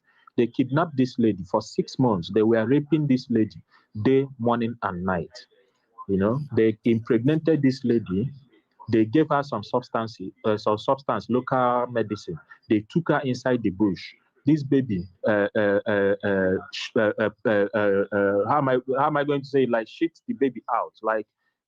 The baby is already formed. They forced the lady to inside the bush to push the baby out. They took her inside, and from that same day, they started raping that lady again until they got her pregnant again. This thing happened 2 weeks ago. If you want me to send you the video, I will send it. You know, after the were they caught or something? How did this come out, or she escaped or something? What happened? No, they didn't escape. They didn't escape. They caught the two bastards, you know. They did not even run. They let me not use the word caught, because they did not run. The lady, the securities around the place discovered the lady. Then they started questioning the lady when those guys went out, and maybe to get something else. So they invaded the building. They saw the lady. They started questioning the lady. The lady said that these people has kidnapped them for the past 6 months. Now those guys, they waited for those guys to come back at night. They questioned them. What happened? Did you kidnap these ladies? They said yes. Did you got her pregnant? They said yes, and they aborted it. The second one, who owns the pregnant, they said the pregnancy. They said it was them. You know what the security said to him? To them, he said to them, I hope you know me very well. He said, yeah. They said, yes. Where did you come from? Niger Republic. Have I ever treated you as this community? They said no. They said, okay. Did anybody touch you? They said no. Everything you are saying here, did we force you to say it? They said no. They said, we are going to forgive you, but let this thing not repeat itself in this community again. Mayegun, what the hell is that? They let them go. I'm telling you. Do you want me to send you the video? I can search the video and send you watch it by yourself. I'm not telling you this is not an audio or whatsoever. This thing happened just 2 weeks ago, not far back as 2 weeks ago. 2 weeks ago. And you know, we have securities that Ifeanyi claimed to create in Anambra State. We have the governor of Enugu State moving around, sealing people's shop on Mondays because they decide not to open their own shop. They paid the rent for, you know, but now that's very sad. I mean, I wish I can't say I wish you didn't tell us, but now I'm kind of worried because I know when things like this happen, right? It's not the first time, okay, but maybe not graphically described the way you just described it, okay. But I know that most of these communities where they are perpetrating all these crimes and all that, especially under Buhari, there was no way that many of them who got arrested didn't make their way back to the community. So we have all this on record, but I mean, raping somebody, forcing them to do abortion and the rest of that. And the community came out about it and it was just like, we warned you or we are warning you or something like that. That's sad, very sad. You know why I have to say it open? I have some records of even the guy they stole his prick in Benin today. He was an Hausa beggar. The video is there on the line. Maybe you must have seen that one too. You know why I have to say this? I'm saying this because I want to tell you how weak we have become in our own societies. How they have ended up rendering us so powerless in our own societies. Because now we have youths who cannot even react because they are afraid their own governors cannot protect them. Their own communities cannot protect them any longer. So when things like this are happening, when a sitting governor, an ex-governor will come out and tell you that you should not kill Boko Harams, that they are their children, their kids, that they are Nigerians. A time will come when these people will circulate. You do remember when they once mentioned that they want to send... The time is already here. We just don't know when they're going to strike us all at the time. I mean, of course, it won't take after Tinubu's regime. Thank you so much. Sorry. So you know why I say this is this, Mayogun. Time in no long time it won't take more than Tinubu's regime. Yeah. Now Asari have created his own machineries. There are machineries all over Nigeria, and it's not going to end soon because if Asari died today, another person would want to be as powerful as Asari. To be threatening governor, nothing rich as he is, still free money. You know. So I have a lot to say, but let me just thank you. No problem, man. Thank you very much. No. Well, anyway, thank you so much. You have a good one, Baba. Okay, thank you very much, guys. I'm going to draw the curtains. Right, I was going to show, like I said before, I was going to show you our update from the Yoruba Union, but Talks came on and he decided to share his own experience with all of us. But to every one of you who has been with me tonight, Ifeanyi Ojuka, thank you very much for your super chat, okay? And thanks to every one of you who called in as well, who shared this, and my new subscribers too. I'm going to see you some other time, okay? And until then, remember, if you haven't really liked this broadcast, you can still do that before you go, okay? And I will see you some other time. Good night.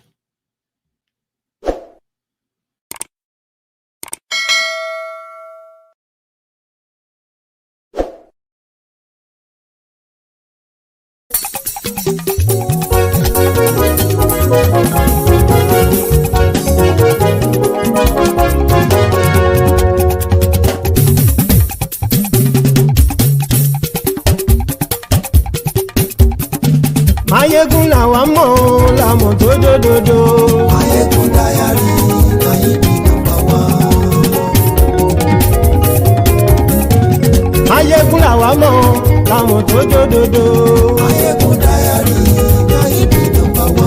Mayegun ti dé o ọ̀rẹ́ ara yìí. Mayegun Diary Nayibi #1. Lórí Facebook, lórí YouTube.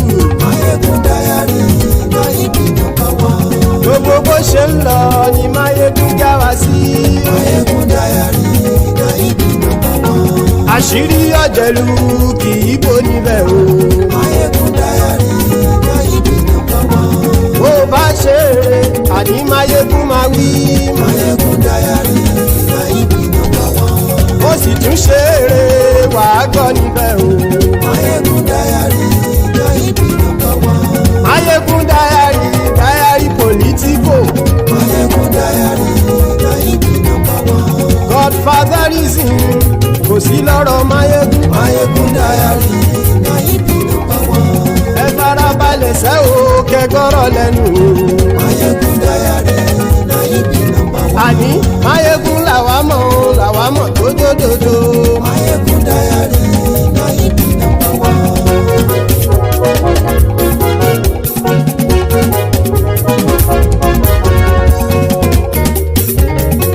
Àní ẹ̀sùn ràkì. Máyégún ti dé. Máyégún ti dé. Ọ̀jẹ̀lú ẹ̀sùn ràkì. Máyégún ti dé. Àní ẹ̀sùn ràkì. Máyégún ti dé. Lórí Facebook. Máyégún ti dé. Àní ẹ̀sùn ràkì. Máyégún ti dé. Lórí YouTube. Máyégún ti dé. Àní ẹ̀sùn ràkì. Máyégún ti dé. Bọ́ bàbá gbé wúrẹ́. Máyégún máa wí. Àní ẹ̀sùn ràkì. Máyégún ti dé. Ijó ìgbádìyẹ. Máyégún máa wí. Àní ẹ̀sùn ràkì. Máyégún ti dé. Bí pẹ̀sìdó bá rúfin o. Máyégún máa wí. Àní ẹ̀sùn ràkì. Máyégún ti dé. Bí gómìnà kówó jẹ. Máyégún máa wí. Àní ẹ̀sùn ràkì. Máyégún ti dé. Ọlọ́pàá ti ń darí bá. Máyégún máa wí. Àní ẹ̀sùn ràkì. Máyégún ti dé. Aṣòfin tí ń rúfin o. Máyégún máa wí. Àní ẹ̀sùn ràkì. Máyégún ti dé. Òpùrọ́ olóṣèlú. Máyégún máa wí. Àní ẹ̀sùn ràkì. Máyégún ti dé. Ọ̀jẹ̀lú ẹ̀sùn ràkì. Máyégún ti dé. Àní ẹ̀sùn ràkì. Máyégún ti dé.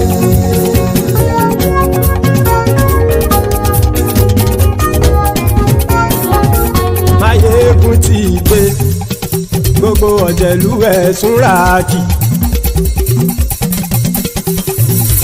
Máyégún ti dé. Gbogbo ọ̀jẹ̀lú ẹ̀sùn ràkì. Ṣùgbọ́n ní bá ti ṣe èyí tó yẹ kí wọ́n ṣe, ọmọ bá dèrò ní fi wọ́n níran o. Máyégún ti dé. Gbogbo ọ̀jẹ̀lú ẹ̀sùn ràkì. Máyégún ti dé. Gbogbo ọ̀jẹ̀lú ẹ̀sùn ràkì. Ṣùgbọ́n ní bá ti ṣe yìí tó yẹ kí wọ́n ṣe, ọmọ bá dẹ́rọ̀ ò ní fi wọ́n níran. Wọ́n fowó bẹ́ẹ̀ o. Máyégún ó sọ pé wọ́n ò bẹ́ẹ̀. Wọ́n fowó bẹ́ẹ̀. Máyégún ó sọ pé wọ́n ò bẹ́ẹ̀. Oníkanṣá ti ṣe yìí tó yẹ kí wọ́n ṣe fáwọn ará ìlú tó gbé wọn débẹ̀ o. Ayé. Máyégún ti dé. Gbogbo ọ̀jẹ̀lú ẹ̀sùn ràkì. Máyégún ti dé. Gbogbo ọ̀jẹ̀lú ẹ̀sùn ràkì. Ṣùgbọ́n ní bá ti ṣe yìí tó yẹ kí wọ́n ṣe, ọmọ bá dẹ́rọ̀ ò ní fi wọ́n níran. Ha! Kì máa yí ṣe eré. Ọ̀rọ̀ yìí kì í ṣe ẹ̀fẹ̀. Kì máa yí ṣe eré. Ọ̀rọ̀ yìí kì í ṣe ẹ̀fẹ̀. Ẹni bá ti lè lẹ́bọ̀ lẹ́rù o, ọmọ bá dèrò kàṣàyè tú wọn síta. Máyégún ti dé.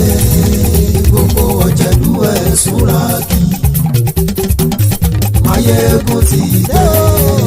Gbogbo ọ̀jẹ̀lú ẹ̀sùn ràkì. Ṣùgbọ́n ní bá ti ṣe yìí tó yẹ kí wọ́n ṣe, ọmọ bá dẹ́rọ̀ ò ní fi wọ́n níran. Tẹnitẹni ọmọ Máyégún ọ̀rẹ́ ara ìlú mọ̀mọ́ ni. Mo fọlọ́run ṣọ́ ẹ̀ bá kìlẹ́bù. Lóòótọ́ olódodo ìlú ọ̀tá ìlú mọ̀mọ́ ni. Ìwọ ṣá máa ń ṣọ́ra kò sì mọ́ bẹ̀rù. Bọ́tà ń lè rí bóníṣègùn lé káwọn mọ̀mọ́ fi ṣera wọn ni. Ó ti dẹrùn tí wọn ò gbọ́dọ̀ sè mọ́bẹ̀. Èèpo ọ̀bọ̀ lọmọ bá dérò tàjẹ́ ò gbọ́dọ̀ jẹ́. Ó ti jọba lórí àbínú ẹni kò sì mọ́ fòyà. Àìsíwọ́lu ní ẹnìkẹ́ ìgbódì ẹyin lábàrá o. Ó kó ẹni tó bá dán o àkàmù. Máyégún ti dé gbogbo ọ̀jẹ̀lú ẹ̀ túnra kì. Máyégún ti dé gbogbo ọ̀jẹ̀lú ẹ̀ túnra kì o. Ẹ̀yin bá ti ṣe yìí tó yẹ kí wọ́n ṣe ọmọ bá dèrò òní fi wọ́n níran o. Máyégún ti dé gbogbo ọ̀jẹ̀lú ẹ̀ túnra kì. Máyégún ti dé gbogbo ọ̀jẹ̀lú ẹ̀ túnra kì. Ṣùgbọ́n ní bá ti ṣe yìí tó yẹ kí wọ́n ṣe ọmọ bá dèrò òní fi wọ́n níran.